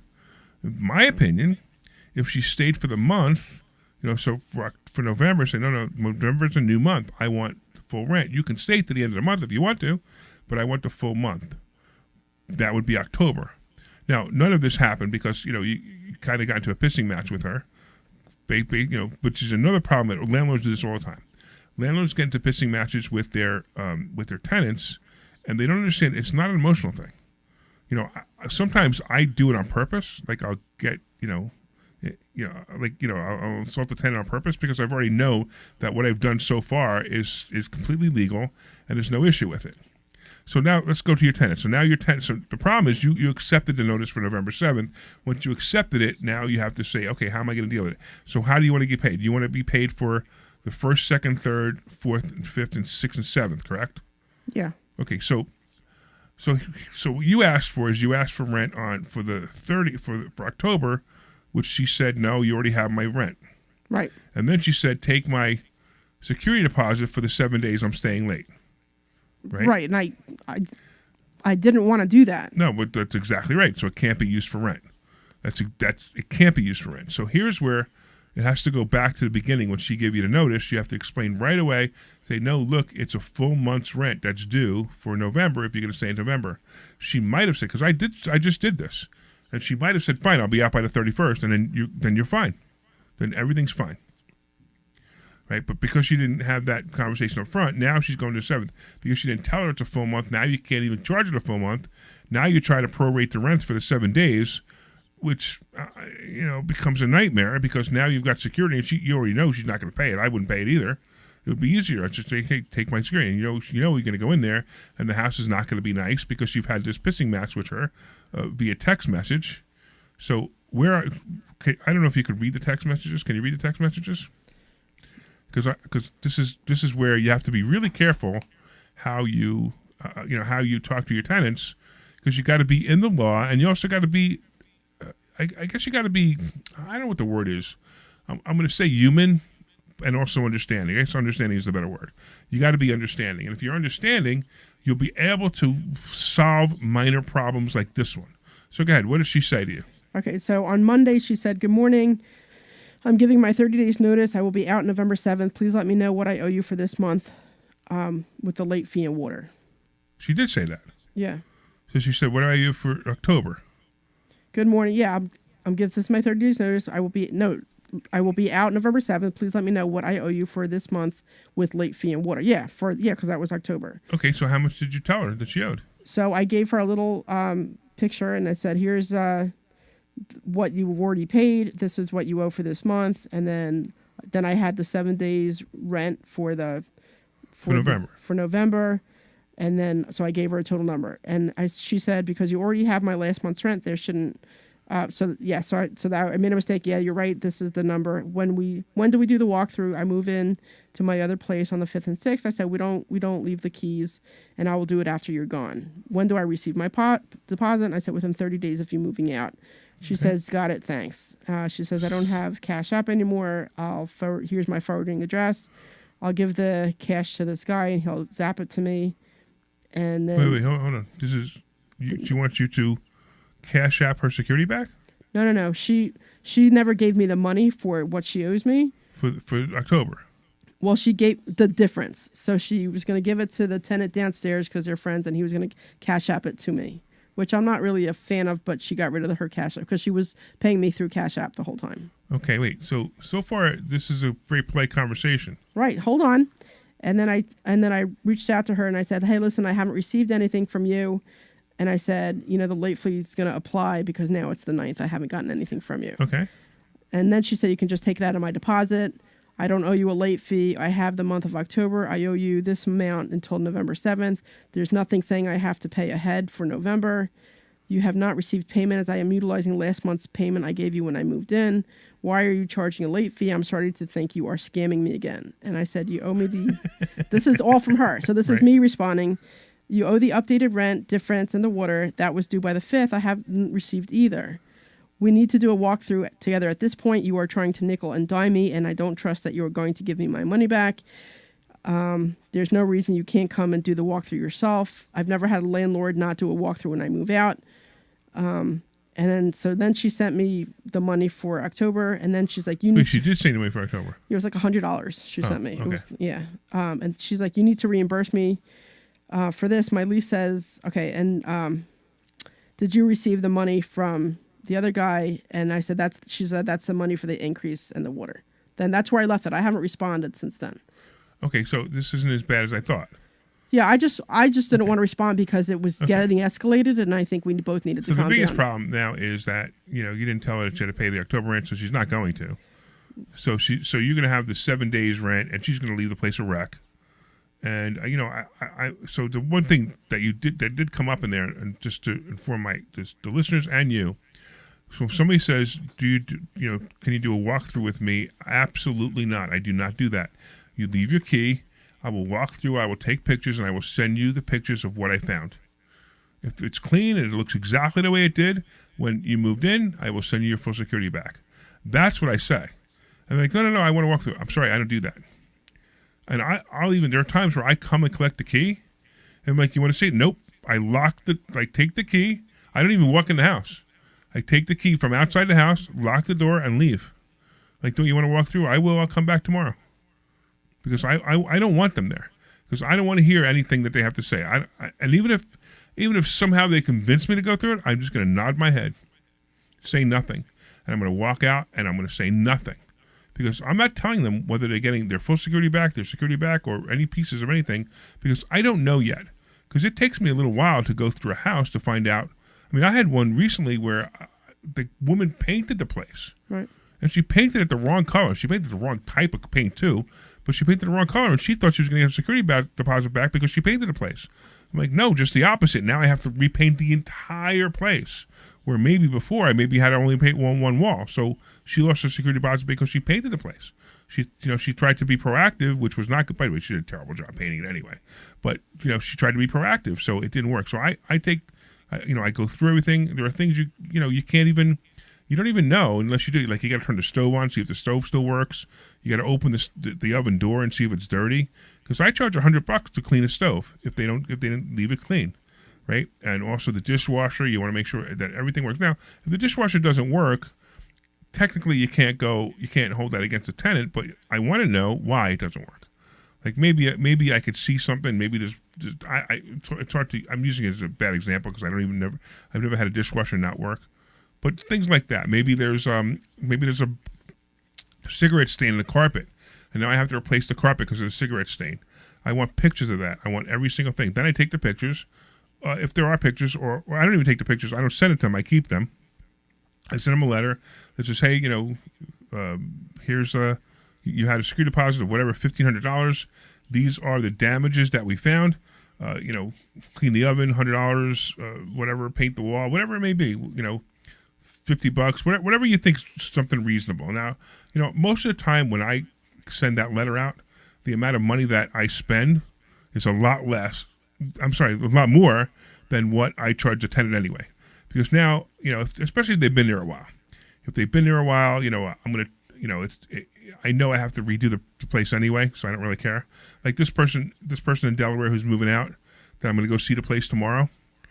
Most likely, it's just normal wear and tear. I mean, unless they broke cabinet doors, because I've seen that before, or they cracked the toilet. I've seen that before too. So most likely, this place just has to be renovated anyway. So it's not like it's fair to them. They've been there for 7, 8, 9 years already. So it's not really fair to them for me to say that that you're going to pay for my rehab. You know what I mean? So you have to just do it that way. Don't worry about it so much. You're okay. But you gotta make sure you don't get into pissing match with your tenants. I thought you did, because when you explained this to me yesterday, I thought that was the problem. No, I mean I make it a point to not write her when I'm angry, because I know that she is just a difficult tenant, and she always, from day one, she thinks I've been trying to scam her, and everything I've shown her is like, there's nothing here. Right. So instead of me getting angry and so when you told me to write that text, I was just like, I'm too angry to write it. Sure. And it'll show in how I write the text. Sure. So I'd rather just give it a couple days and then, but it's not like, yelling and screaming or anything like that via text. It's just like her trying to tell me what I need to do, and it's just like, I'm not going to respond to you right now. Yeah, that's fine. So the only biggest mistake you made was that when she gave you notice in the middle of the month, you have to say, okay, fine, look, you either have to be out by the end of this month, or you have to pay me full rent for next month. Okay. That's all. That's all. That might have solved some of the problems you're having right now. Yeah. Because it's not fair for her to have to stay an extra month. Why should she have to stay an extra month? All right. Anyway, we got Mark. What's going on, Mark? Hey, Larry. Mark here. A question for you. My dad passed about 16 months ago, and the estate finally settled. And my dad was an engineer like I am, but he was pretty smart with his money in the stock market, what have you. As a result, he left me and my two brothers a sizable chunk of change. That's great. You should come to investor schooling, and I'll teach you what to do with it. Yeah, I might. I just might. Sure.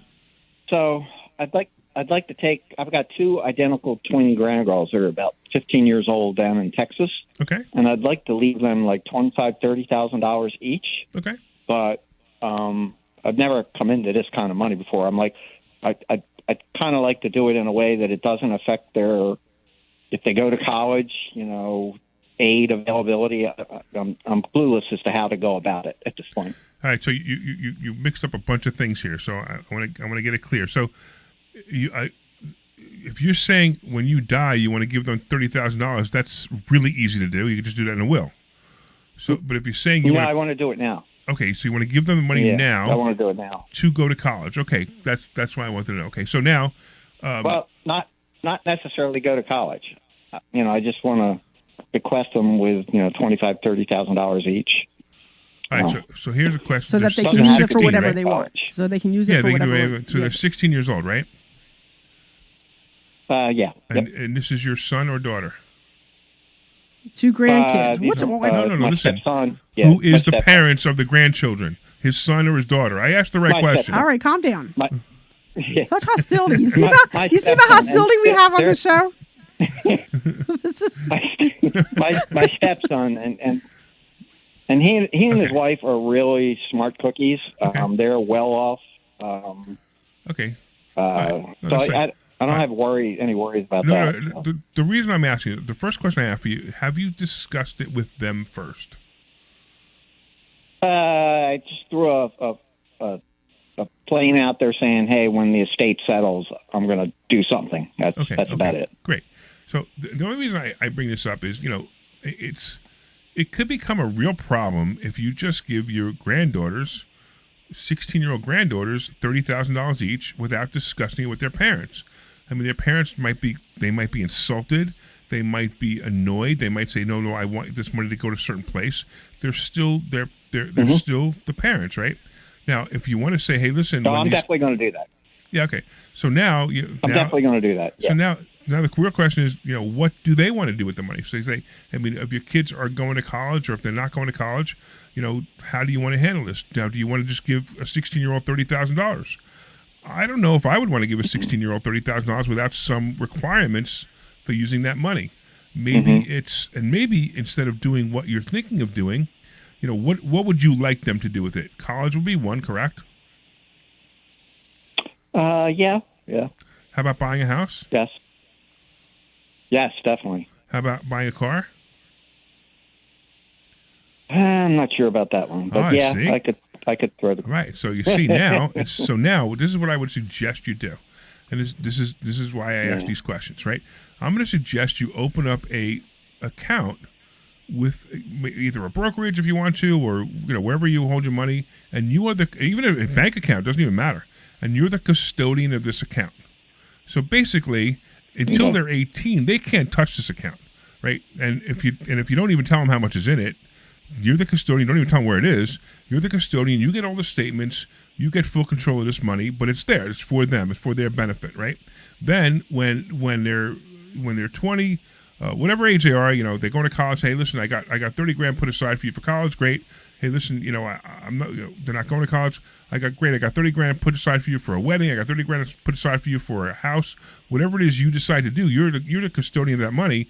You can control that money.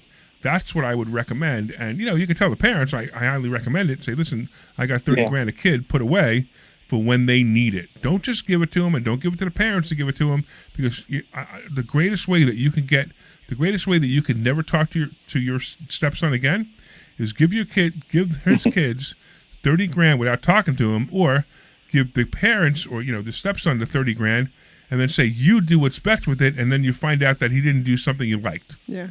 So this is why you want to control it. Control it. You want to give it to him with. Can I do that? Yeah. Go ahead. Can I do that like with Vanguard or Fidelity? Yeah, absolutely. I can just set up. Absolutely. So if you have a broker that as you long use, as I'm the custodian. Yeah. Do you have a broker? Yeah, that Vanguard. You use? And I've got Vanguard and Fidelity. Yeah. So call up your broker and say, listen, I want to open up 2 custodian accounts for my kids. And then whatever you want to invest it in too. So the next cool grandkids. Whatever. So the next cool thing about it is now you can actually invest that money. So you put 30 grand away, and maybe it'll turn into 50 grand. Yeah. To tell you the truth, the way I would really like the money to go would be like, long story short, in where? 64 now. I'm 64 now, right. And I'm at the point now in my life that I go out to work. I'm still working. I make X dollars a day. My money goes out to work every day and makes a hell of a lot more money. Yeah. Than me Sure. every day, and I want to get that into their heads. Try to get to that point in life. It's a tough thing. It's so as as parents and grandparents, we always want to wish our kids that they would listen to us and learn the things that we learned. But listen, do you remember when you were 18 years old? Yeah. Yeah, you were the smartest person on the planet, remember? And when your parents gave you some advice, and you said, no, that's idiot advice, right?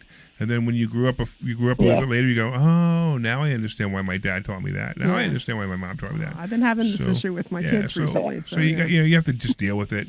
That's why most of the time I say if you're going to give kids money, put certain restrictions on it, which you're doing. But at the same time, it's giving somebody money is not going to teach them lessons in money. Yeah. If you want to do this, and you want to say, hey, listen, take one of your granddaughters, say, listen, here's $1,000 that I'm going to open up a stock market account with you, and see if you can learn how to trade it.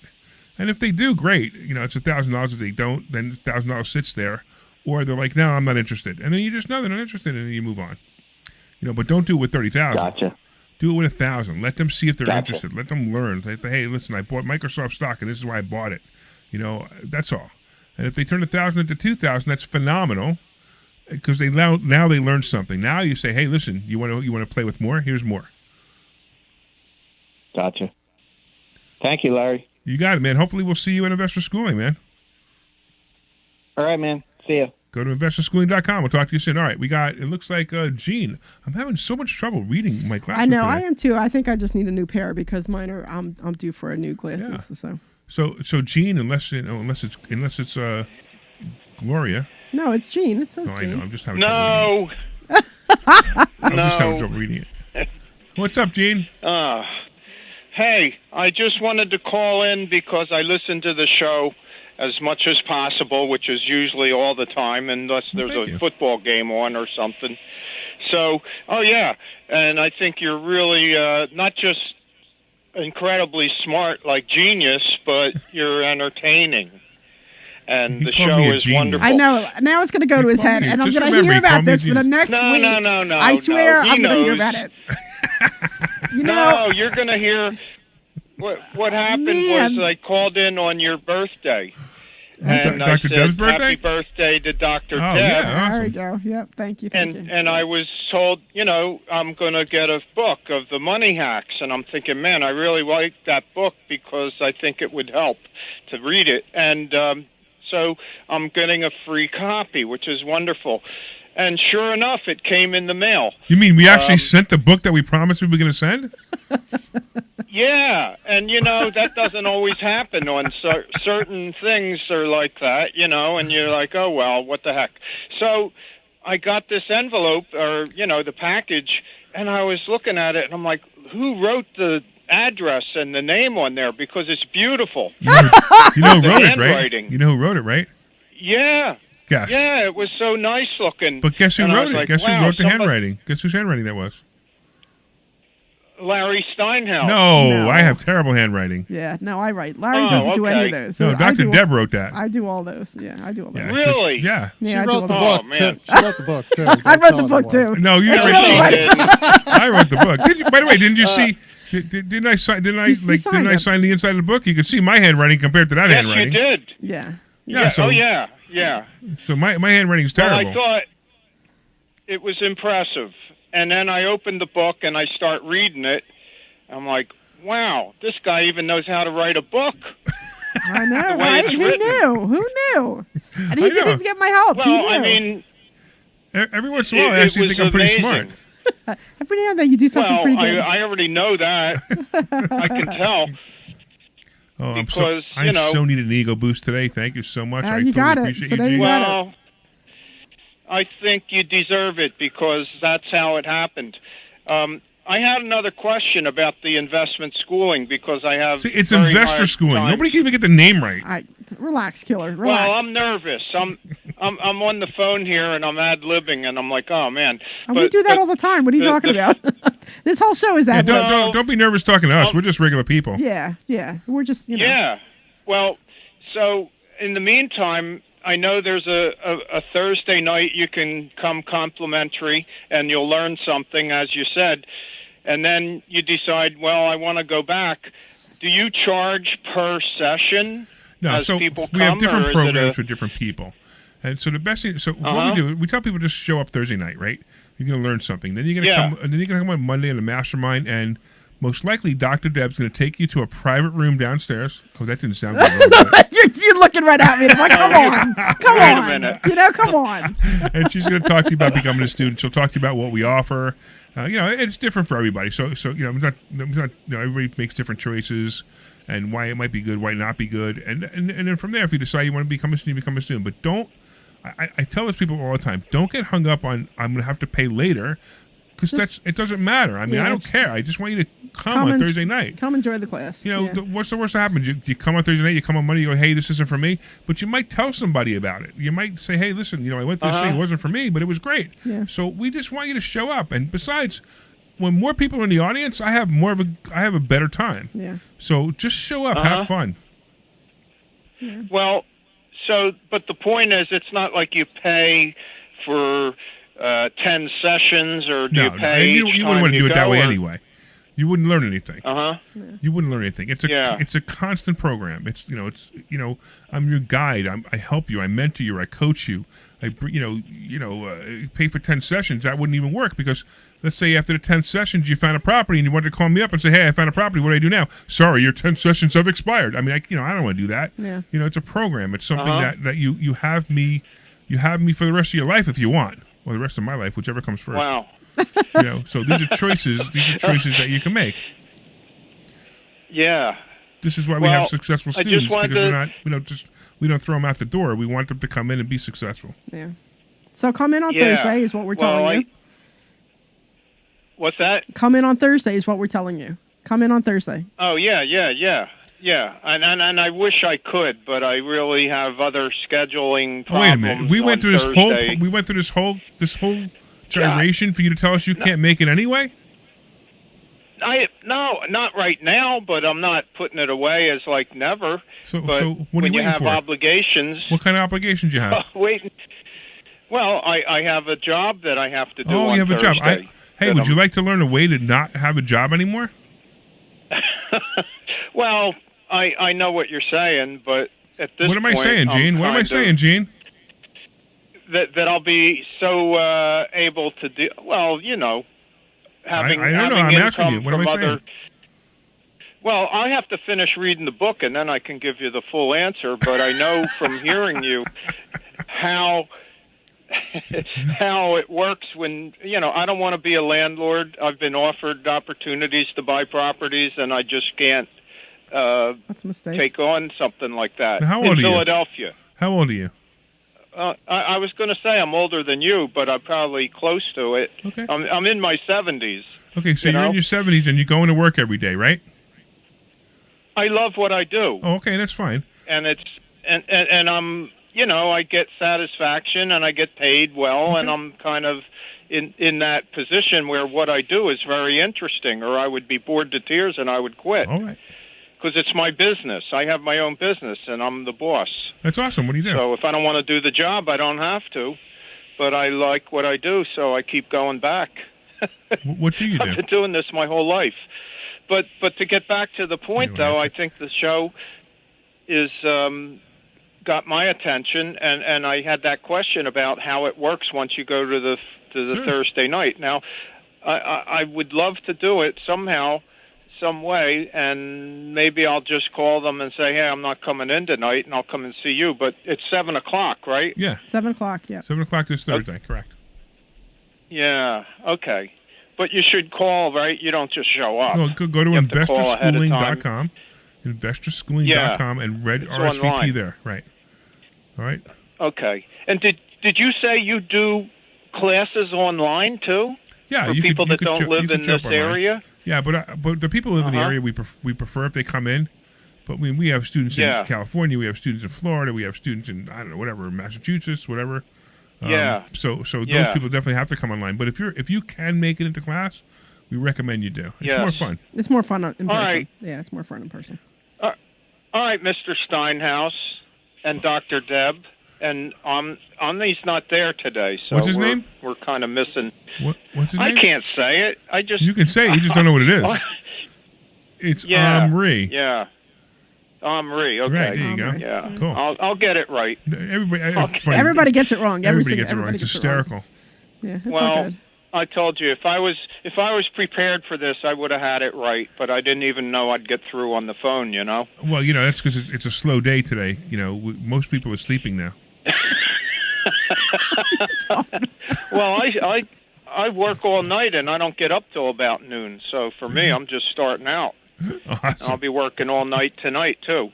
Awesome. Listen, the guy I work for is really interesting, and I appreciate him, and he appreciates me. And I went to him after 8 years. I'm a subcontractor, and I said, "Listen, I can't keep doing this at this. I need to get a raise."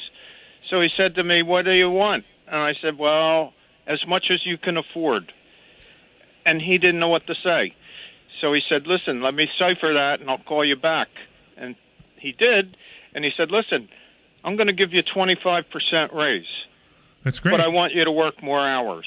Oh, so. And I'm thinking, I don't want to work more hours. Yeah. I just want a raise. But he Right. said, you got to work more hours. So I did that, and now I'm getting even more money, but I have to work 2 nights instead of 1. So how many hours that's the more way it did you is. have to work to get 25% raise? Well, they leave it up to me. They leave it up to me, and Are you working I'm figuring 25% more hours? I don't know the math on this. I used to work 8 hours, Right. approximately, give or take. Yeah. And then I figured, okay, I'm going to work another shift. That's my word, not theirs. So and you're working I'll do 16 6 hours? You're working 16 hours for 25% 14. more? 14 hours for Yeah. You got a decrease. Well, I don't know that. I do. How would Because that? there's Well- something called math that you need to learn. Yeah. You got a decrease. Well, I know how to do math, but I You don't got know a how to decrease. interpret You're it. working. You're working. Wait, you're working 40%. 40% more hours or 60% more hours, and you're getting 25% increase. So you are losing money. He was a brilliant negotiator. Okay. You should have said no. Well, this is he what I is. want. I want a 50% raise, and I want 2 hours less a day. Well, we can go back to the table at any time because at Go this back to point, the table tomorrow You know, and say I want Thursday Well- nights off so I can go to investor schooling. oh man, yeah. Well, I can take any night off. I'm not. I just picked Thursday night because of other reasons that worked for me at the time. But I can change the hour. I could work Sunday if I want, but I'd rather not. So, all right, listen. I think you got some more show to do, and Yeah. I'll let you go and give people some more of your knowledge. Investorschooling.com, Gene. Investorschooling.com. All right. All right. I got it. Hopefully And I'll keep we'll see you. listening. Hopefully we'll see you before your next negotiation with your boss. And yeah, well, I'm not good at negotiating. That was Clearly. the first time in my life I ever asked for a raise. Yeah, clearly. You know, But I work for other. Well, once you have your own business, you don't get a raise. You just take what you need if you have the money. Right. You know. I got you. So that's not the point. But we could talk forever. But I'll let you go. No, you could talk forever. I'm done with you. Oh, thanks. That made me feel good. All right, Gene. Okay. Thanks for calling. We appreciate it. Take care. Okay. All right, so I think you should bring up Lev 27 event that we have. Did we ever up. did we do a commercial yet, Glenn? Glenn? Yeah. No, not yet. You know what? Do a commercial real quick, and then we'll talk about that. Okay. All right. This is Larry Steinhouse with Investor Schooling. Do you know when the best Where? properties is? It's now. It's always now. You just need to learn how to buy them correctly. Go to investorschooling.com and sign up for a complimentary class this Thursday night and learn how to buy investment properties and make money every time. That's right. Now Larry's ego is going to be even bigger. Oh my God. Investment properties and make money every Oh time. my God. Go to You investorschooling.com have no idea. and ours. I'm going to be You have hearing the most about this for the beautiful next... calligraphy, Larry. I actually forgot about the ego part. Schooling.com. You guys just reminded me, so thank you so much. This is Larry Steinhouse with Investor I think Schooling. it's funny Are that you he said ready I for had good retirement? handwriting. Have you Everybody prepared complains that everything it's you so need? sloppy. Well, at Investor Schooling, we But will it's teach you fair. ways to better prepare for your retirement using real. I think it's funny that the guy said all those nice things about Larry, and then Larry basically slammed him at the end. Typical Larry, come on. You should already know that, Glenn. Come on. I'm done with you. .com and RSVP I don't have time to right talk to you now anymore. for this Talk to you later. Thursday's See ya. class at 7 o'clock. Go to investorschooling.com. So if we could, Larry, 59, 59? at the Yeah, latest. I could 59, do 20 at the 59. latest. I'm actually glad you reminded me. I would have forgot. Ignorant about how to be Yeah. state Yeah, that's what I'm here for. Yeah, I know. I'm an That's expert. your job. At Investor Schooling, we teach these things and more. We only provide education, and we will teach you how to leverage real estate, how to leverage the stock market, and how to teaching leverage this precious Thursday, right? metals to What? make more money It's than like you've you're ever teaching made this before. Thursday, right? Go to No, investorschooling.com you are. and take a complimentary class this I'm aware. Thursday. We will see you there. Investorschooling.com. That's Investor. Is Omri back? Hey, Larry. Oh, sorry, Dr. Deb. That's all This right. is Larry Steinhouse with Investor. It was the recession spot you wanted pulled, right? Yeah. Okay. Yeah. And you may even know me from some. All right, we're going to be coming back. Because I know Trump's going to That get people need reelected. to and learn there's about gonna be money. no, In fact, my favorite Is topic Omri is coming- money. is Omri So go back to this week or no? investorschooling.com I'm gonna and be you will back. learn things about money that you never Monday. even knew existed. We will teach you things about real estate, about the He'll be here Thursday. He's going on a plane use to your meet me in IRAs Orlando. properly. Go to sorry? investorschooling.com and After sign up for a class. complimentary after class class. this Thursday night at 7 o'clock. That's investorschooling.com. This program is All right, here we go. All right.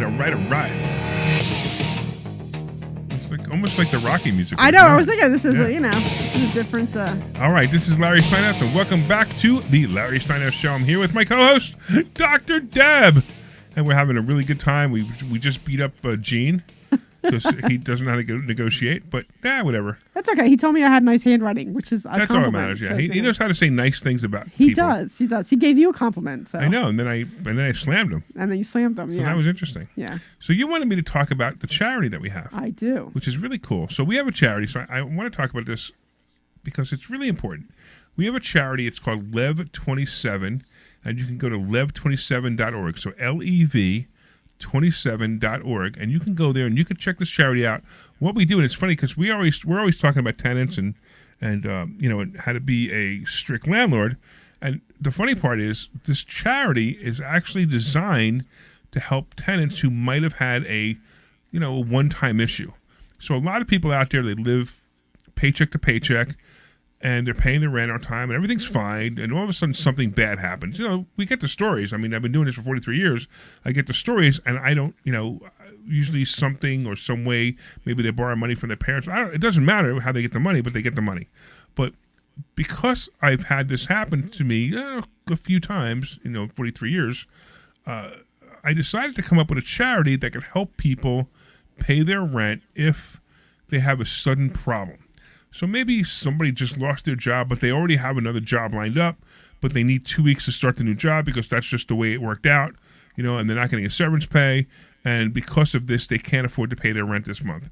Well, sure enough, what happens is they don't pay their rent. Maybe they didn't pay 2 months' rent, but everything's fine, but they just need to catch up. Yep. So if the landlord's suing them or evicting them, and they have legal fees, and we'll pay the legal fees. We'll pay up to 2 months of the rent just to keep them in their house. Now, they do have to qualify, and part of the qualification is they have to show that they can pay their rent from that point on, so that's part of the qualification. And there's no charity out there doing it the way we're doing it. There are charities out there that do it, there are Section 8 charities that'll pay their rent forever. That's not what we want. There are places that will pay their rent for 6 or 7 months if they're temporary. But what I'm looking for, for the people that we help is specifically people who had a sudden problem. Suddenly something sudden happened and they need to be able to catch up.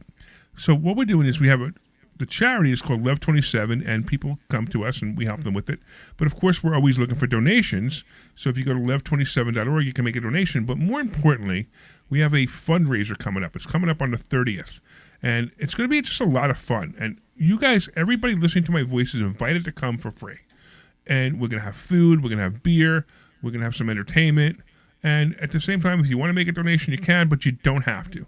In fact, if you go to lev27.org, you'll see, if you click, attend the event, you'll see there are 2 tickets. One's a free ticket, and the other one is a minimum donation of $1. And I don't even care if you can make a donation of $1, $100, $10,000. I don't care what you make, but you don't have to make any donation.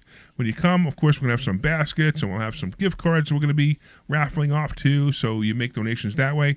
But at the same time, the most important thing is if you just want to come and meet Dr. Deb and I and Omri, we're all going to be there. We're going to be having a good time just hanging out and partying.